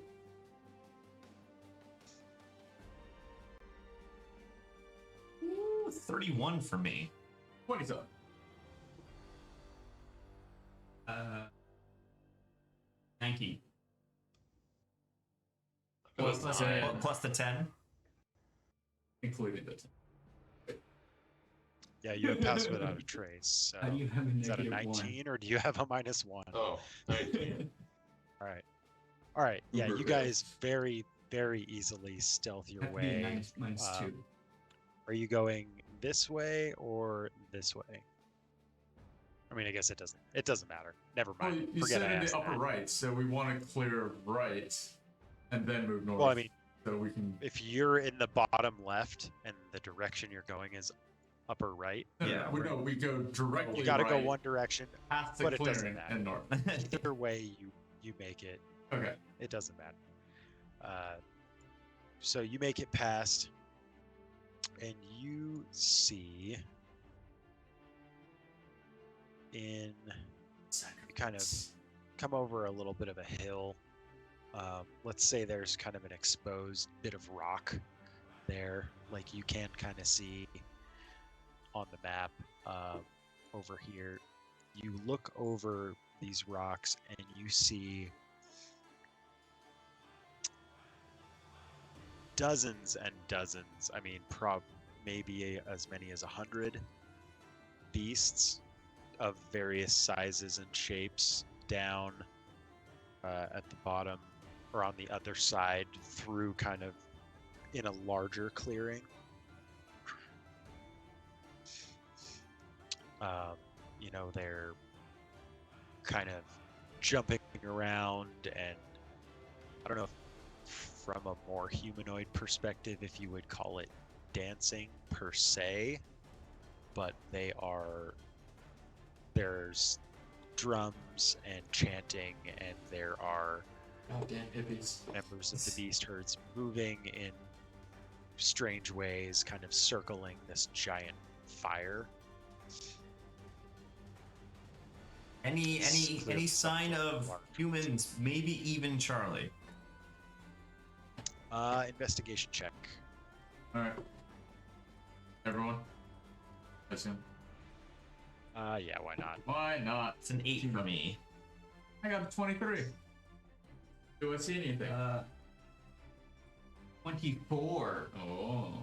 Critical One success. success. Okay, Succeeded, except everybody but Cleet Yeah. Who's desperately looking for his friends. sees He's not very good at it. over, let's say, by the large fire in the center, there's a large kind of picket cage with some forms in it that aren't really big. You can't really tell what they are. They look Hmm. right around humanish shape. Are they? Is there any size. movement? Can't tell from there. Signs of life? They are not They're not. currently moving that you can tell. I turn to Trixie and I say, Trixie, you are a great entertainer and a person of spectacle. Is there any way you can distract this whole group while still staying safe. Hundreds of beasts. I got this. So, no, hold on. I like this because Challenge accepted. but no, because I would like to point out that I did mention that I was readying a spell, and upon having the investigation check that I did and seeing all of everything that was going on, as Cleet has turned to Trixie to say this mid-conversation, Trixie just goes invisible. Okay. As I cast invisibility, as was my readied spell. Nice. I stutter to a stop mid-sentence as she disappears. Did opalescence disappear also? I'm gonna say yes Okay. because I'll put her in a, if she was riding on my shoulder, I'll just put her in a until I need her. I'm dumbfounded, and She was an illusion the whole time. I turn to Veridicus and Urki, and I say, do you have an idea of how we can save those people down there? Do you know where she went? No. You ask Baricus and Urgi that. Oh yeah. It's like, what just happened? Where did she go? Hey, did we see her disappear? How the hell did she do that? Did we notice her disappear? I mean, if you were looking, probably. I don't know. Was I? Tell me. What? Probably. I mean, you guys tell me. Roll a perception check.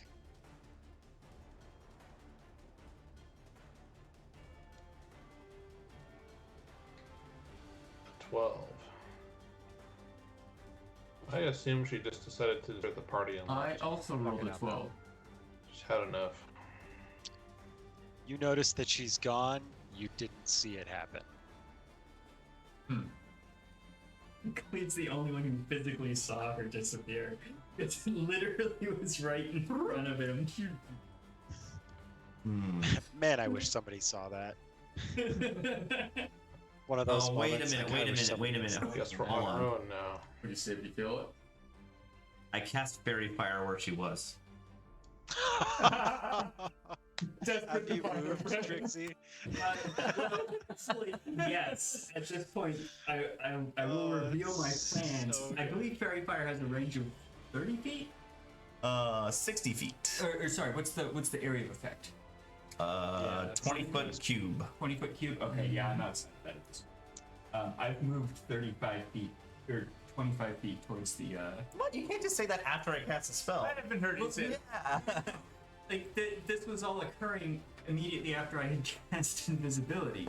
But you didn't say it out loud. All right, DM. Right. DM's but- weighing. Oh, DM is okay, weighing. fine. You see a brief glimmer of something around Trixie, and then it disappears as she moves 25 feet away from the the center of the cube. All right, Rob, you gotta choose his stories. Does he get hit by? She get hit by fairy fire? It only affects within the cube. Yeah. As soon as I move Right, outside, exactly. It doesn't I mean, matter. you That's do just- see a shimmering form of Trixie, but it starts moving in a certain direction and then out of the fairy fire Okay. effect. Well, you could. I mean, fairy fire's got a, You like, saw the a direction. 60-foot range. Well, Yeah. right, but he specifically said that it was triggered. It was centered on where Trixie was. Or where he lost solid Trixie, which would be the moving form. No, No, it Right. doesn't matter. It doesn't matter. I see your form, and then I see your form leave. yeah. The idea is, in any case, you're seeing her move towards the captured people. Oh, I see you moving towards the. Yeah. So Oh. the idea is you've turned to her and are asking a question as she's finishing casting a spell to cast invisibility on herself, which she then disappears right there. If Yeah. you were casting fairy fire where she was, it's like a foot in front of you is the center. And you're catching the glimmer as she leaves the area of effect, moving in the direction Yeah. towards the. Towards the prisoners. Okay, Yes. interesting. So in that case, I say Okay. it seems Trixie is going to save the prisoners in a hushed tone. So I'm going to do a distraction. It's only range 30 feet, but I can have a cantrip minor illusion, and I'm making sound. That's do whisper or scream, sort of like a lion's roar, like 30 feet away from me, and like away from the group, like so, like behind, out of visibility of the group. So it could be very loud roar. Screaming. I'm just very loud, but you also have something like 100+ beasts chanting stuff Yeah. and probably yelling. I mean, this is like a very primal ritual type thing Yeah. going on. In that particular case, based on the wording, because it's minor illusion, based on the wording of Yeah. the spell, I would argue that it does actually supersede the sound of the chanting. Or at least they notice it. Yeah, it's the sound can the sound. If you create a sound, its volume can range from a whisper to a scream. Okay. And Makes sense. yeah. I'll give that it supersedes. And then you said it was a roar. Yes, like a lion's roar. Or No. apex predator. Let's Not a see dragon's if roar? they give a Jabberwock shit. roar. I mean, you know what that sounds like. You I apparently saw a Jabberwock, I didn't hear it. No, you did. I did hear it? Because my minor Okay, illusion so- produced both. Right, so Guys. go Rob. Shut up. Sorry. No, it's okay. All right. So they hear it. There's maybe a couple of guys similar to the ones that you just saw around in that kind of side area that head off in that direction to take a look at it, but it doesn't really affect the larger group. It doesn't stop the chanting or the drums or anything like that. Okay.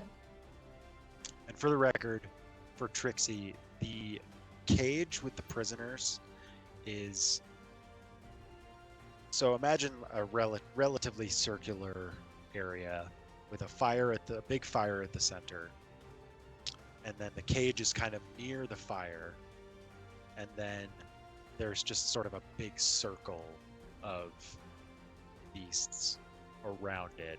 Some of them are moving in a large circle. Some of them are kind of standing still, but there is a relatively large crowd of creatures between you and the captives. Okay, like I can't like skirt around. Like you could get there, making your way through. I'll say I might make you make a dex check to like dodge Well, like, a dancing. I would want to like go around. Like, are they like So congregating they're around? in a circle around the fire, which is next to the cage.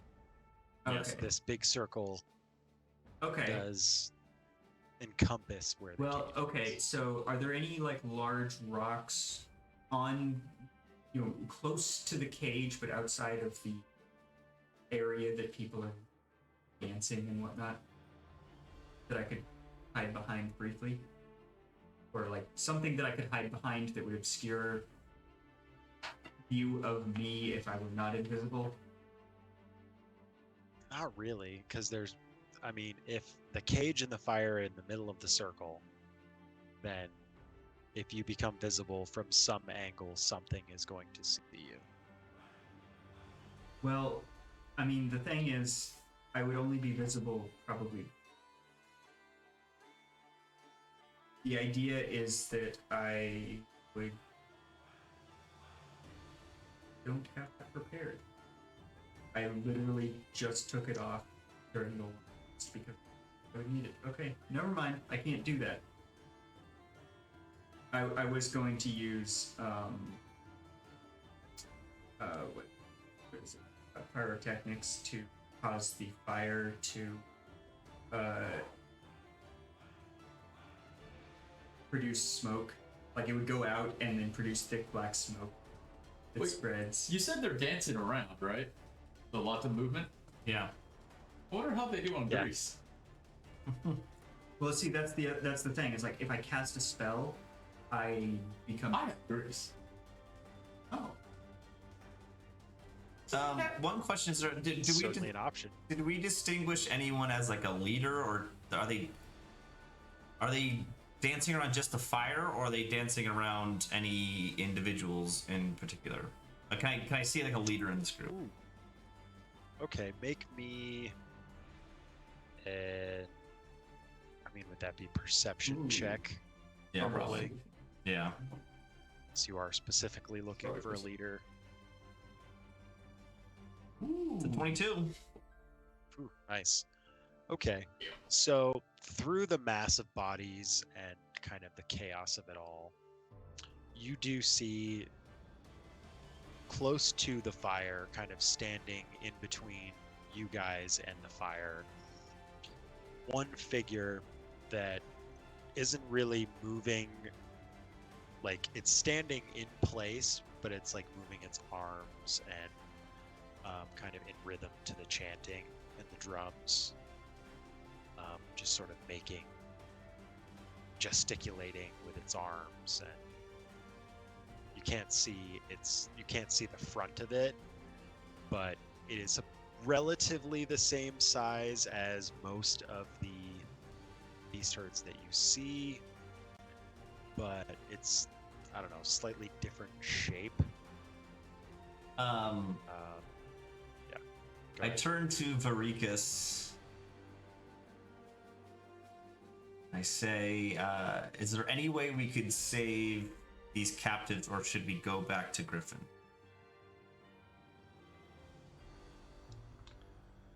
Well, since we're here, we might as well put our adventuring skills to work. Griffin seems pretty hands off on all this kind of stuff. I think it's up to us or nobody.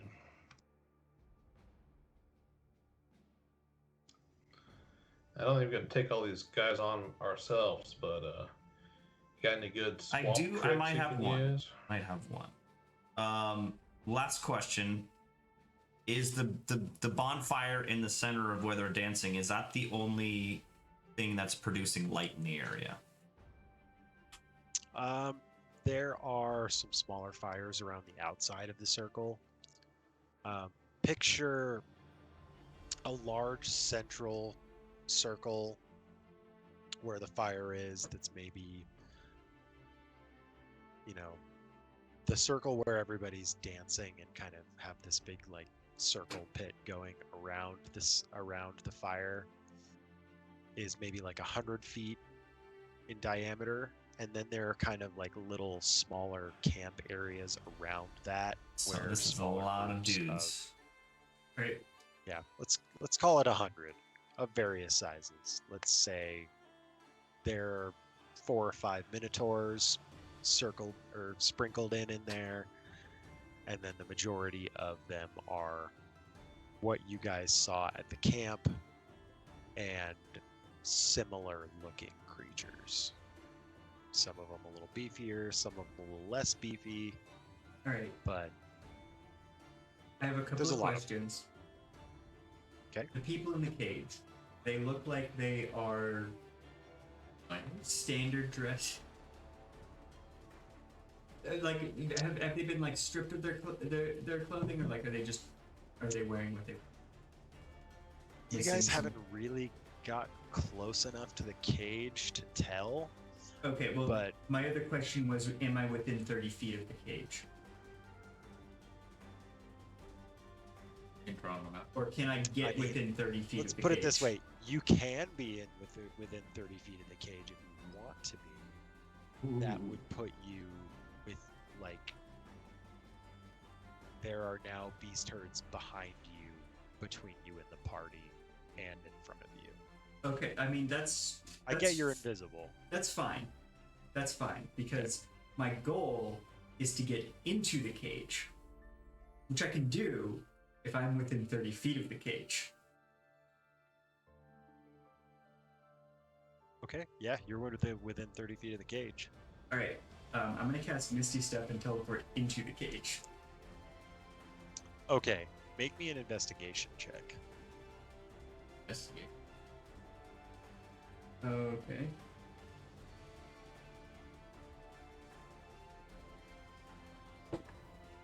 That's gonna be 13. Okay, that's good enough. You see a few forms in the cage. There are, let's say there are 3.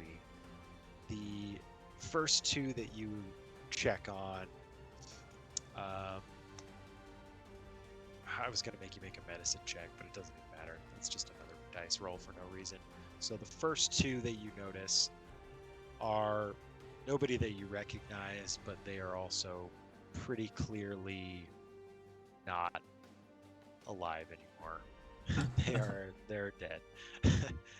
And then the third one you recognize as a very badly wounded Charlie. Oh, fun. Yes. Okay.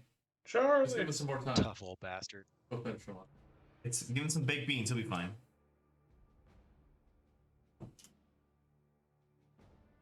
He's Okay. unconscious, but he's still farting. Of course. Of course. I'm sure he'd part if he kills him too. So I'm now visible because I cast a spell and my visibility. Oh, Yes. okay. That was the other key. But I'm in the cage, You are in the cage. which is probably where they want me okay. to be anyway, if they were to find me. Yeah, so let me roll one more for the one guy. All right.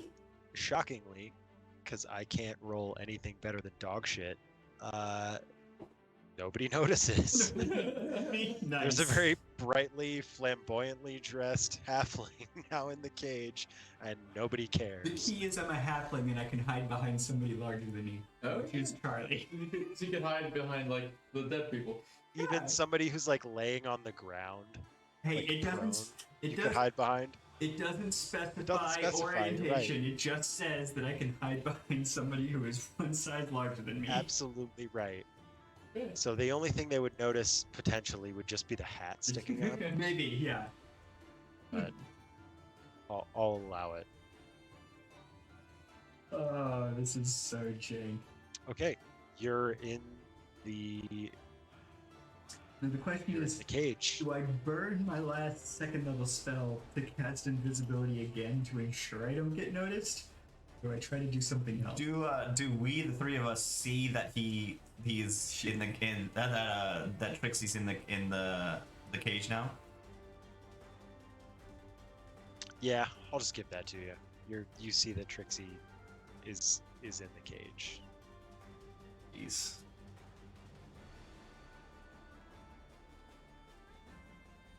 Huh. We should have thought out a plan beforehand. Probably. Well, I mean, maybe Maybe. Trixie did think out a plan. She just didn't tell anybody. It's just a chair. Trixie is impulsive. We all love that about him. Okay. Much over. So back to the grease. So tell us about the dancing. Are they like going around the circle or something like that, or? The one thing is, I think Yeah, the size of the circle you said is 100 feet across. How big is Greece? so the spot? area within which they are circling is like 100 feet. Let's say the actual circle. I mean, picture like a crowd at a concert. There's a mosh pit somewhere in the middle, and then there's an actual crowd around the outside that isn't necessarily moving laterally. But let's say the actual circle of people dancing or All right. entities dancing All right, is like so a I'll 50, cast it. Well, 50 foot hold on, because this may change what you're gonna do. I'm looking to hear what you're thinking. Right. So while we're hiding behind the pile of dead guards, reference. I am gonna cast grease centered on the campfire. I assume the fire. Well, I guess. So hold on. How big is the fire? How big is the fire? It's like a bonfire. You're totally gonna abuse the fact that I said you could make it flammable, aren't you? Oh yes. You made a huge Yeah. mistake allowing that. I sure did. So I did. So like, I mean, like, what's the radius of? Because Greece is only a 10-foot square. So what's the radius of? I mean, it's probably a 10-foot diameter. It's like a big ass bonfire, but Okay. it's So no more than 10 foot. Okay. So what I want to then do is I'll position it so that just the edge of it is basically touching the fire, so that from the fire 10 feet out in a 10-foot square basically is now on fire. Okay. Because it's now greased. Okay. So I know we don't have an actual map for this, but let's say I'll do it. I'll do it in the area that is immediately between, provided that the 10-foot square does not hit the cage, between the fire and the cage. Oh, okay. That answers my question. Okay. Now you may do cast that. your grease, which will likely also catch fire in some way. well, I'd like to hear the reaction to the current grease fire. Or maybe we have the same idea. So mine was going to put on the side that's away from the cage. Hey, that sounds like a plan that just was a plan That was from the the plan. get-go. Good coordination. So maybe at the same time, two fires spring up on either side. Maybe this is what they were waiting for. And each of you think, wow, it's almost like we planned that. Exactly. Okay, is that what you're doing, Urki? Yep. Go use the slot. Okay. All right, so a 10-foot square on either side of this fire pops up. There's kind of a mix of reactions. Some of the beasts start, yelling, screaming, roaring louder. Some of them kind of back away. But none of them seem to really be particularly afraid, like this is something that shouldn't have happened. We can bring more fire. We can. I've got another slot Yeah, I can cast grease on. Trixie, go ahead and make me a perception check real fast. Just Trixie. Oh, okay. I kind of want to make an older cannon. That's a plan. It's a 1. I get to re-roll it. All right, then re-roll it. That's Jack. Yeah. It's Jack. Use a How many small times one. can you roll the dice without getting anything?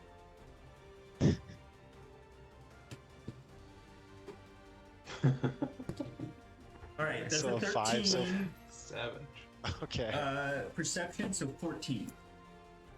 All right. So you being the only one who doesn't have a mass of people, of entities between them and the creature that seems to be sort of leading this ritual ceremony, you see a creature. Let me just drop a token for this so that you can actually see what it looks like. Looks like that. It's the same height as all of the other, humanoid-sized creatures, but it has more of like a hunched-over look. It's a little stockier, and it has kind of like a hunch on its back. If you're looking for a real-world analogy, it's kind of like a beastmen version of like a bison, buffalo. But it is kind of by the fire, moving its arms, and apparently what as a magic caster, what you see as apparently casting some sort of spell. And all the crowd reacts but isn't really concerned, you see this kind of look of confusion on this particular entity's face. Hmm. Maybe if we kill this individual, the rest might scatter. Well, my next. I mean, is he close enough to the fire to where a 10-foot square would engulf him? No. So he's in the gap between the two fires. I'm picturing, the actual fire in the middle, and then a grease fire on either side, basically. Yeah. And he's in one of the two gaps. Mm-hmm. He's standing in the gap that's closest to the rest of the party. How tall are the beastmen? So you're kind of looking But at so 5 to 6 feet wait, like, sized. so the way I'm kind of imagining it, and correct me, you essentially have the cage, then in between the cage and the fire is a grease fire. The grease fire has to be touching the central fire in order to actually hot fire. Then on Right. the immediate other side, we have the another grease fire that again would have to be touching the central fire in order to hot fire. And so then on immediately the other side of that, that's where this guy is. So between the gap between the end of that grease fire and Let party. me draw this the way that I'm thinking. So let's say that's the fire. okay. And then you have a grease fire that's basically like so, 2 grease fires. Well, yeah, because it has to touch. we've got one in. Right. I'm getting to the second one. Give me a second, guys. God damn. Do you want a third one? We can make a third one. And then the second one is kind of like this. So they're on opposite sides. Yes. Does that make sense? Right. Okay. And then Homeboy is right here. And then you have a big circle. I'm not going to put out 100 of these, but you have a large circle of. So And other lastly, where's the things. cage? Where are we? We approach from the south, right? Oh, okay. Yeah. Yeah, Okay. So you guys are over here. So he's fine. He's right where I want him to be. Based on the drawing that you have given me, he is right where I want him to be. And then just because you would ask, let's say the cage is like right here, because you specifically said you didn't want the cage catching on fire. He's next to the cage. Okay. Okay. Well, that's It's ish that size. that's fine. Based on the drawing there, I think we're okay. I think we're okay. So you said you wanted to do another thing. I did. Well, how tall are the trees around then? God, you guys are asking for so many details. Well, that I can just really say didn't think of. there's like I a mean, 100 it's a foot forest. like palm tree. Like we could do that. Big you don't ass want me. trees. So like you know, are we talking Forest of Endor tall, or are we talking like A redwood or a? I mean, the is the tree at least 15 feet tall? That's kind of all that matters. Yeah. Okay, great. Yeah. So I'm gonna use the main action to cast an Eldritch Cannon that's gonna be perched around 15 feet, which is well out of arm's reach. And I'm gonna put that, let's say directly to the. I want it so it has a clear view of the mage, but without the cage being in between. That makes sense. I don't want to like shoot. Yeah. the I cage. mean, you guys have a clear line of sight from like right there Yeah, that's fine. where you're All right, at. I'm set. in that tree. Yeah, yeah. All right, I'm putting Eldritch Cannon there, and bonus action, we're Cage gonna is take a shot. Smaller. well, okay, so should we roll initiative at this point? I don't know. This Yes, is if surprise you're guy. going to take a shot at it, Okay. we will definitely roll initiative. There's 100 of them, guys. Yeah, just Over here. remember. I don't have them all on there. I'm safe inside a cage. We still got what was it? Path without a trace. Yes, you do. Well, you guys do. I don't. You do. Oh, you don't. I'm not. And you're still invisible. Well, no, I'm not. I'm not invisible. Oh, I thought you. I'm sorry. I thought Was. you recast. No, I didn't. I have not spent that last second. Although, how close am I to the party? You're quite a ways away. Okay, that's what I thought. Was it not to the fire? No, what I'm gonna do. You're also is, like less than 15 feet from the like, guy casting magic. we can clearly see that he is within a 10-foot square that would be touching the fire. I'm gonna cast another grease centered on him. Like, we're gonna have 3 greases sitting there, and the last one, the one I'm gonna cast is gonna engulf him. All right. First, let's resolve the Eldritch Cannon shot. Oh, British.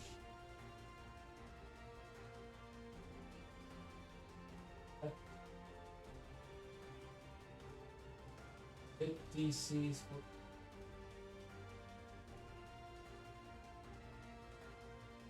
That's the. Oh shit! Oh wait. Only an 8. Oh, I can hit. Okay, that's a miss. Nobody knows. And as you shoot,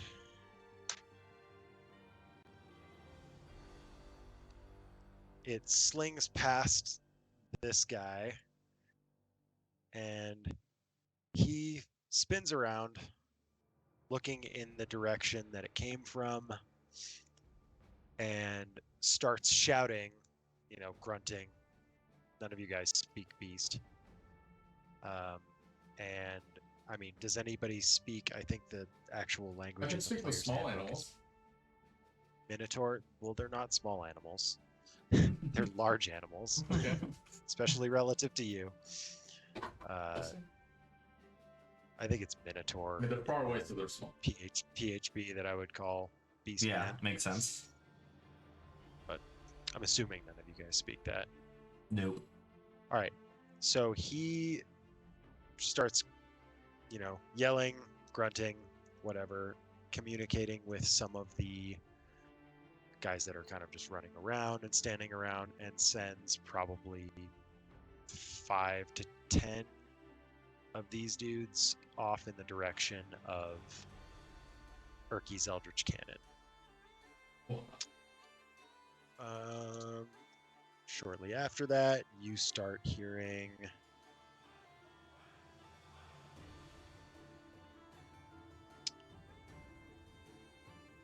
all right.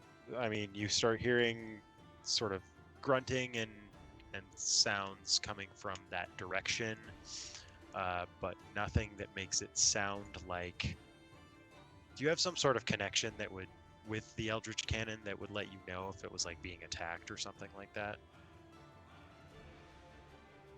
not a psychic connection, but I can command it. And I Okay. think, yeah, So- I would have awareness if it's taking damage. Okay. Well, you do not get the sense that it has actually taken any damage. They just kind of ran off in that direction. Get the orders to climb up a little bit more. You said it's at least 15 Yeah. feet high, so, probably like 50 feet at this Right. point. Yeah.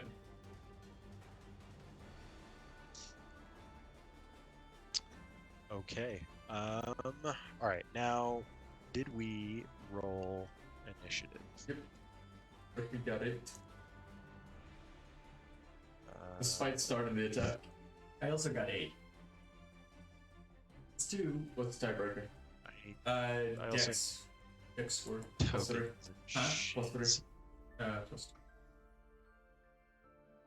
Got 13. Yeah. Okay. Sorry. I go Ignore first. all your tokens. Level? I mean, alright, very good. You didn't even get the current one right. You went all the 22. way back. All right. I am gonna need you guys to go through that one more time in a second. Just 18. 25. in a second. In a second. Hold on. 39. Jeez. The longer you take, the higher my initiative goes. We're at 40 now. All right, so Trixie has a 1. With a 4 in front of it. Okay. Now we actually have turns for all of you. Okay, Cleet 13. and Varicus 22. and the boom tube. Boom tube happens during my bonus action, so it's tied to me. Okay. So it's 8. It's also 8. But you don't need to put it as a separate thing, because it's always going to be during my turn. Yeah. Oops, that's. Unless we want to give it agency. And Trixie, your actual Autonomous initiative roll. over cannon. Hold on. I need to look at real quick. Oh, now who's the one taking so long? Okay, so The longer Trixie, you take, the lower it gets. Trixie has an 8. Opal has a 5. Okay. So Trixie and Urki, who has the Urki's- what are your Urki- dex Urki modifiers? goes first. Urki goes For first. the higher decks. All right. So then your Opal will just go after you, Opal Trixie. last. Yeah. That is fine. I don't know that I'm gonna actually have her do anything, but I figure roll now anyway. He's gonna go 17, and then these homeboys get no, sorry, I can't do math. 4. All right. Okay. So again, you guys still haven't been seen. I think you can you guys move your tokens here? Oops. Didn't mean. Oh. Yes, I can. Okay, good. So So you you're let Fleet move my token? Yeah. And the boom tube. Oh no, I can't. You have to do it. Alright, fine. I I moved mean, I can myself probably into the set cage. it up that way. Settings.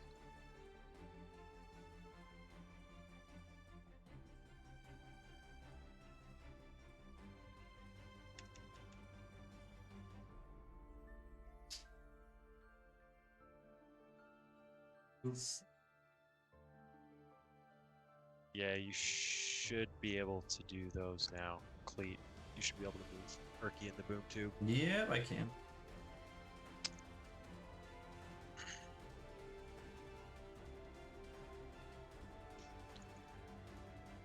And Varikas, I think you're down south with us. Oh. Yeah, you're somewhere down here, and I'll let you move from there.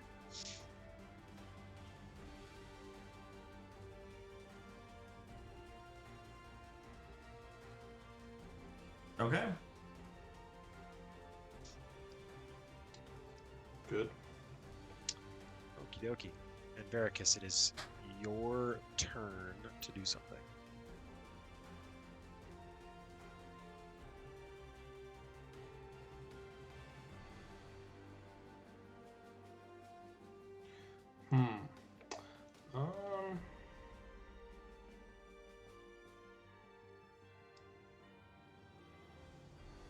I mean, are we just going like a distraction and then booking it with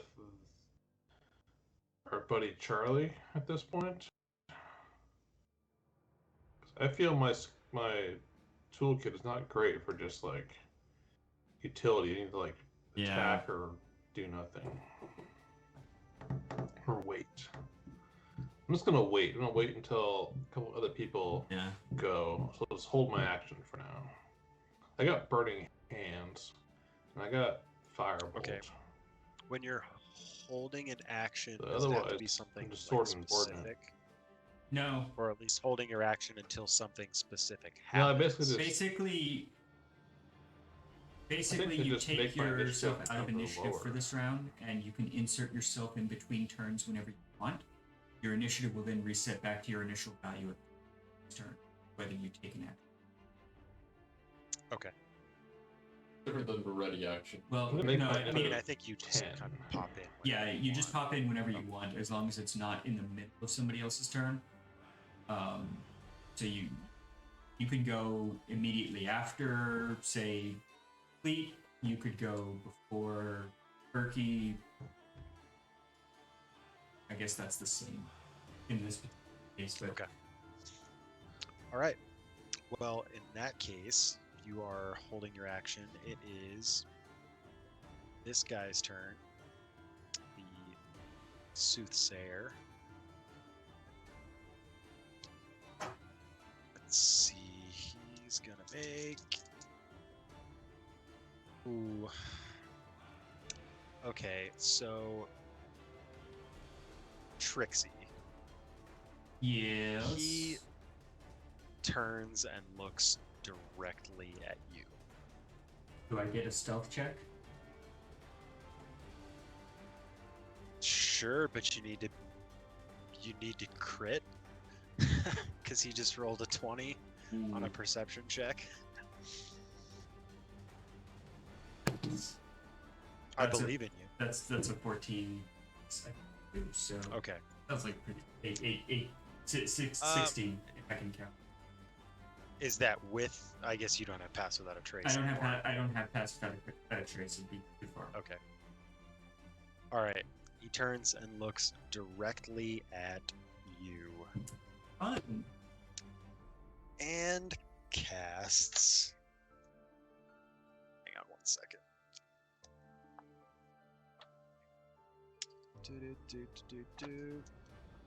Bam, bam, bam, bam, bam, bam, bam, bam, bam, bam, bam, bam, bam. Like I probably just asked for you guys. He casts Hold Person. Likely to get demonetized. That is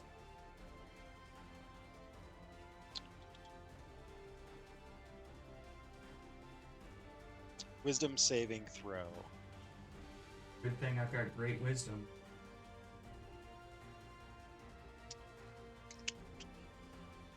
Against this spell's Spell DC is 14. okay.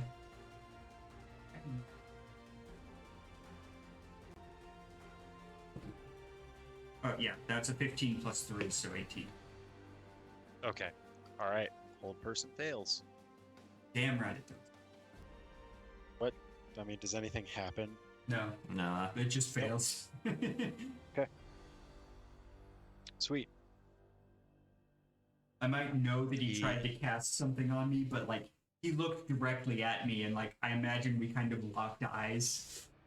Like I'm Probably sitting assume there. he tried The to way cast something at you. the way I imagine it is, I'm just kind of peeking up above this like corpse that I'm hiding behind, but my big ass hat is just really kind of Has been poking up the whole time. the whole time, and it's just really giving me away. And so like we know we saw each other, and he clearly tried to cast something, but I didn't feel anything. Or maybe I did and was just like, Makes sense. nah, I'm smart. Wiser than Okay, so that's his turn. Cleet, it is your turn. I briefly talk to Urki and Varikis, and I say, "Are we running or fighting?"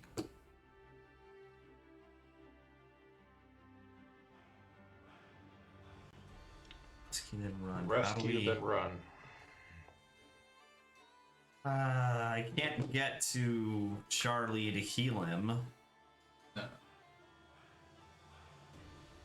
Just hang tight. Very quick. Quietly. And I thought about casting. Would you save a I cat? would in say I danger? would run into a burning fire. I would run into that bonfire for Opal.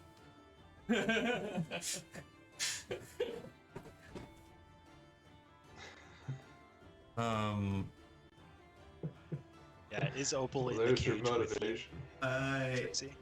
Yes, but probably not visible. Like, I mean, I'm Right, tiny, Yeah, well, that would and so be like, a whole other yeah, check to see if Khalid could see it. But yeah. I'm gonna go with at this point in time, no. It would not. Nobody Makes would be sense. able to identify that Opal in the cage with. So the focus of the Beastman is on the With the Camera, exception right? of the. and the majority And of them are Trixie? actually still dancing and still going about their business in a way that hasn't really changed at all. Very slowly, other than the 10 that the soothsayer sent off in that direction, not all of them have noticed yet. And what about the ones that were caught in the grease fires?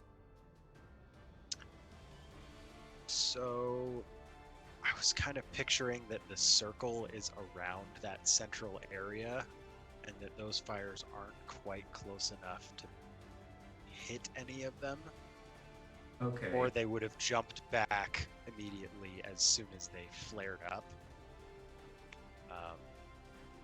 but not really thought that was, maybe they just thought that was part of the show, part of the ritual, so to speak. Okay. I think they rolled horribly on it. so have all of the numerous 100 plus beastmen, have they are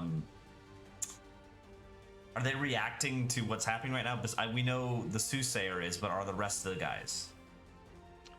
No, Okay. not all of them. So They're I am very slowly starting to do that, almost as if you have until their next turn before things start That's difficult. really going to shit. the next thing I was thinking, I'm casting spike growth, but if that's, I guess you can you bamf out of there with Not Charlie? not with somebody. No. I can bamf out of there, but I can't bamf out.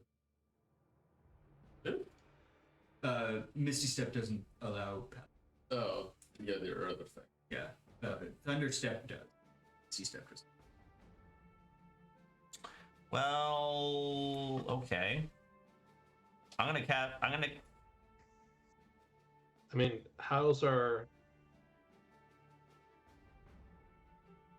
Can we sneak? you guys are Can still we under- stealth? You guys You are guys under You guys half are without a still trace. Belly stealthy as hell. crawl. Yeah. Like to the nobody even cage. knows you're there. Even with the Eldritch Cannon, like especially with the Eldritch Cannon going off of that, they're distracted. The ones that missed anything, plus you guys have Path Without a Trace, like Path Without a Trace. Like, you guys are made.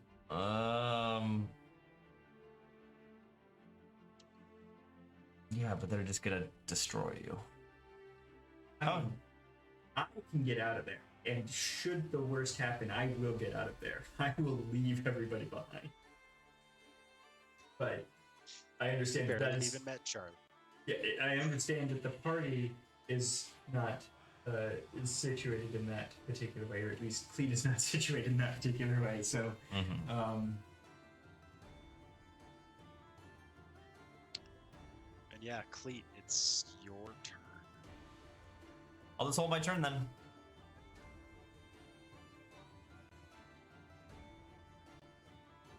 Alright, you guys to me then? Erky. How many people are near the soothsayer? I mean, okay, let's actually draw this a little bit better. I want to see a token for every single one. I hate you guys so much. Trixie, I'm moving you in the cage just ever so slightly closer to. The plan is cast Fairy Fire with the soothsayer and then like the other beastman that's near him. reasonable. But Just just 20, don't, 20 foot view. Yeah, just make sure you don't include the area. It affects Yeah. entities, not.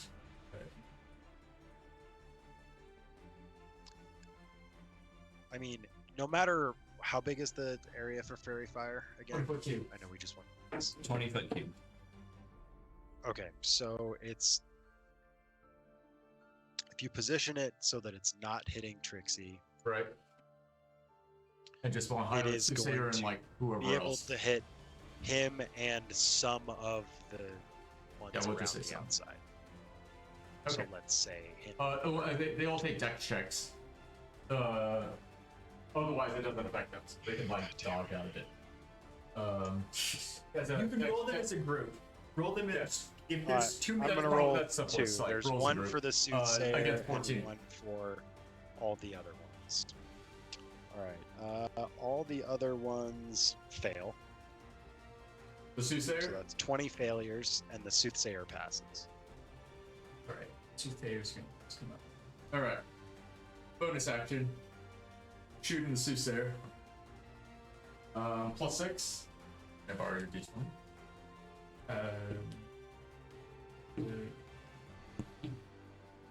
Mm-hmm. 11.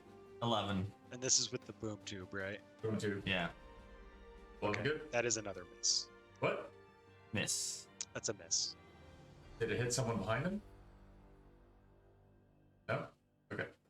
What's the incidental, like, collateral damage rule? 'Cause, no, probably not. I don't even. Yeah. If you want me to roll for it, DM's discretion. there will be a chance that it hits either Trixie or Charlie. I Roll mean, for it if I you want. think typically that only occurs on a natural. Unless It doesn't hit anybody. unless it's actively in the direct line of fire of somebody. Which are intentionally placed to not have a direct line of fire. Yeah, which Trixie's not in the direct line of fire. Okay, Never mind. it doesn't do anything. My turn's over. Buries itself. Moving on. Shot buries itself in the ground in the fire behind the Soothsayer. Trixie. All right. Well, you may have noticed that there's already a light blue square on the map. I did indeed. Yeah, that's now greased. Okay. So The Soothsayer takes a dex check. Saving throw. yeah. So he will take. It's a. Hold on. First, let me ask. So it is a Got a dex 17. Got a 17. Okay, so he passes, so he's Yeah. not prone. But the grease is at this point on fire because it's grease and it's fire, and so he's gonna take damage from that. Okay. How many damage? I is that? don't know what we have determined.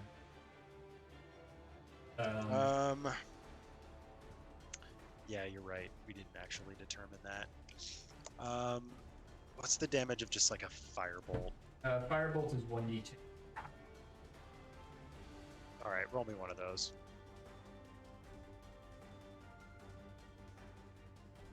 I'll say that standing in fire is about the same as getting hit with fire.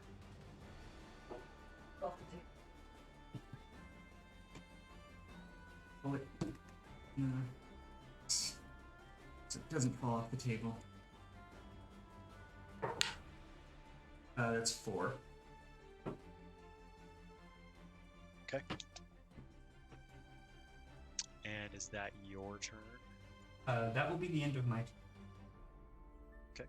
Now it is And Opal's turn. Opalescence. Yep. So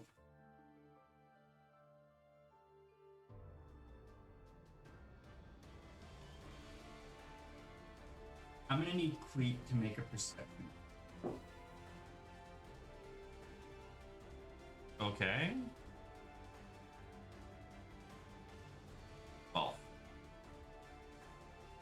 I'll let the DM decide if that's good enough.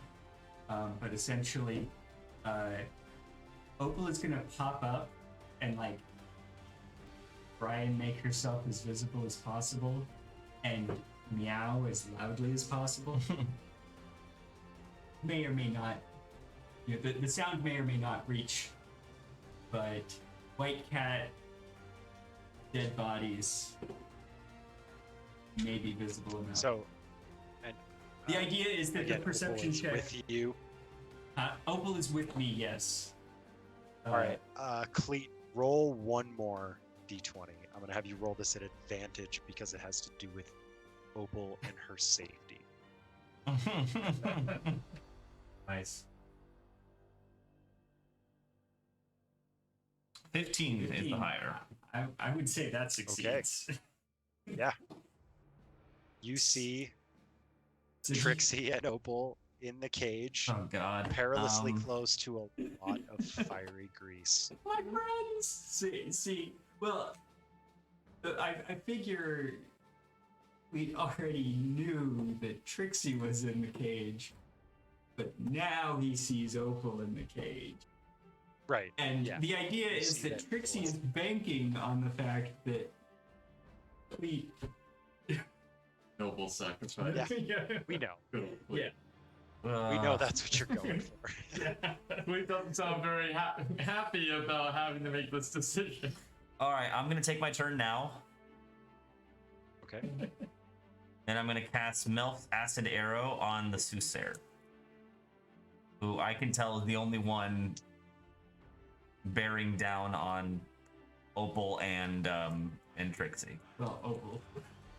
Okay. And how does that spell work? I roll a spell DC attack. Ooh, yeah, that's a 25. Nice. Okay, that definitely hits. It does 4d6 poison, 4d4 poison damage, and then it does another 44 at his next turn. Okay. What's the 44? I did 13. Wow, that's a good roll. That was a good roll. Wow. Yeah, really good. Okay, I suck at that. And then you please remind me on his next turn Mm-hmm. about the other 4d4. Oh no, sorry, it does 2d4 at his turn. Yeah. Oh, okay, 2d4 on Yeah. his turn. Yeah, I'll do. I'll totally remind you. make I'll remind you. Okay. All right, and then so that's everybody. It is now to these guys. I'm gonna do. Actually, I'm gonna go now since Okay. I skipped my turn. I'm gonna advance as close as I can to the cage. 1, 2, 3, 4, 5, 6. And I'm gonna use magic missile on the Soothsayer. Okay. Damage. Yeah. I Yeah, just this is auto not hits. Jim's magic missile. Regular magic. Yeah, I know. I just know the regular one. That one's easy. 4, 6. Regular one's fun. 9 Okay. damage. All right, and that brings us to the ginormous crowd of wild horns and the Soothsayer. Actually, the crowd is first. Well, the crowd goes and then Veracruz goes again. Right. Yeah. I'm trying to decide how to do this without killing you, Veracruz. Because there may be like 10 guys on the screen right now, but remember that there's more like 90 of them. Don't forget, Like 10 went off in search of the boom tube. forget the guys that got hit by Parafire attacks against them get advantage. Yeah. And they like think like 10 Attacks feet. against them. Correct, against them. Advantage, right? Okay. But they don't like get disadvantage in attacking Veracruz, right? No. Okay. Let's see. Can I even do this? All right. 5 of them swarm you. And Cool. let's see. That's 17, a 3, a crit, a 16, and a 10. So a 16, 17, and a crit. I'm assuming are hitting. No, I got an AC of 18. So the crit. All right. So Cool. just the crit hits me. What the fuck is their damage? It's not even the right one. Okay.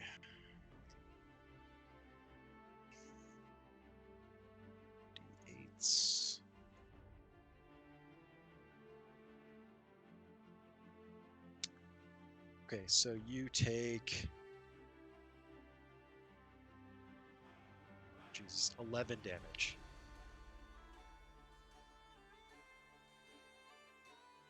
Get out of there, Maricus!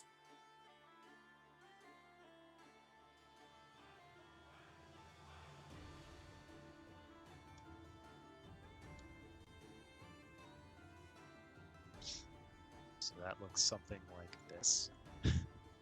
Oh.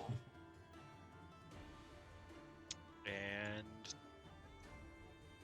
hang on. For the ones that aren't attacking Barracus, let's see.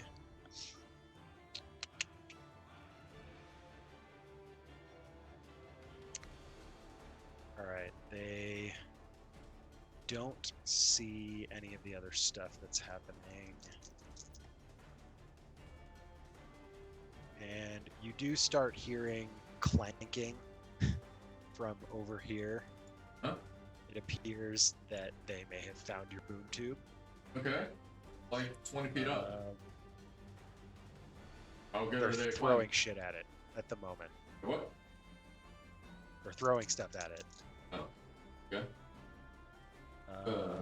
What's its AC? Come on.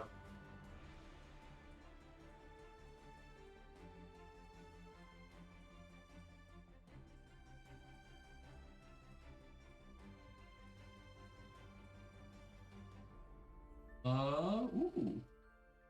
AC 18. Okay. 20 They're HP. throwing shit at it. It doesn't appear to be doing anything. You just hear some kind of clank, rocks banging off of it. Nothing's happening at the moment. Okay, Varicus, it is. Oh, you just barely went. Well, he went during the last round. Oh, he Exactly. did his hold action. All right, now it's your actual turn in the initiative order. Okay. So, now that I've created a nice diversion, can Trixie break this dude out of here and get him moving towards the forest? There's- On her turn. Yes, potentially. Yeah, there's like at least 5 guys between us and the yeah. and the closest forest. I can just start filling these squares if you guys want until there are enough that I'm satisfied, but there's still a shitload more of these guys. Kill the soothsayer. I think that's our course of action. I'm I trying. imagine the rest will disperse. Try faster. I can.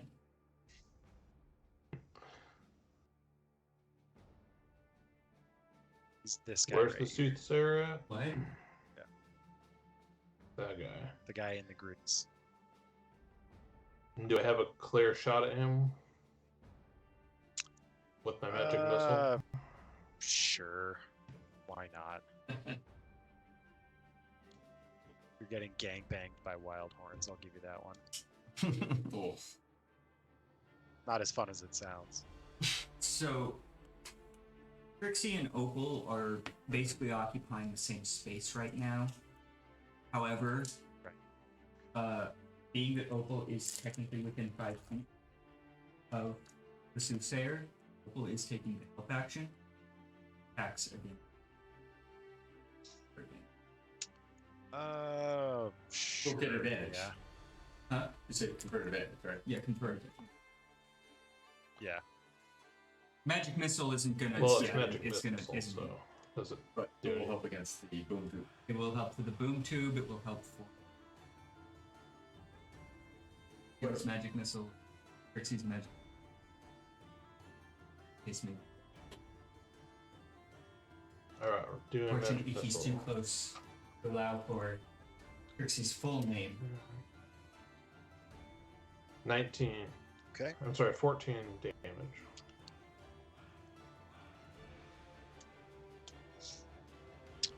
All right. And then is that your turn? Varicus, that's your whole turn. Oh, no. That's it. Okay, so at this point, the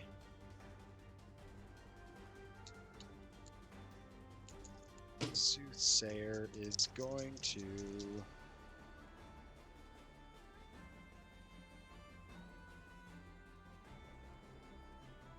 again. All right, what are Cleat and Erky? What are your What? what were your roll stealth checks again? Okay. We're not moving. Oh, fuck. 15 for me. Natural 1. Okay. Well, it's still an 11. It's still a crit fail. Oh yeah. Actually, no. I rolled a 25. That's what I rolled. It's a skill check. There's Okay, there's no crit fail on stealth. no Okay. there's technically Okay, so it's 14. yeah. Oh, okay. Okay. So you get plus your. Yeah. So it's, And then on a competing perception roll, I just need to do better than that, yes, right? you just need to beat it. Okay, so Cleat, you're still hidden. Erky, the Soothsayer looks in your direction and sees something glinting off some metallic something that's on your person. You're just making that up. That's what this Of course whole I game am. is. I'm the DM, I get to do that.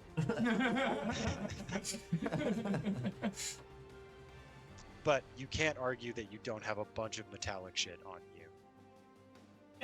That Comes with the job. something could glint off of. Oh, those are a lot of two. So, not actually going to cast anything in your direction, but he does know you're there now. Let's see. Okay, what's the? He's going to move out of the grease. What's the DC on the On the grease? On the grease. Trixie? Sorry, what? What's the DC for him to move out of the grease? It doesn't matter. He rolled an 8. So Okay. Okay. Yeah, it's he's 50. now Technically it's 14. At least my grease. Yeah, mine's 50.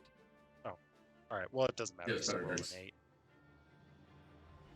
8. So he is falls prone. He's just prone, right? Yeah.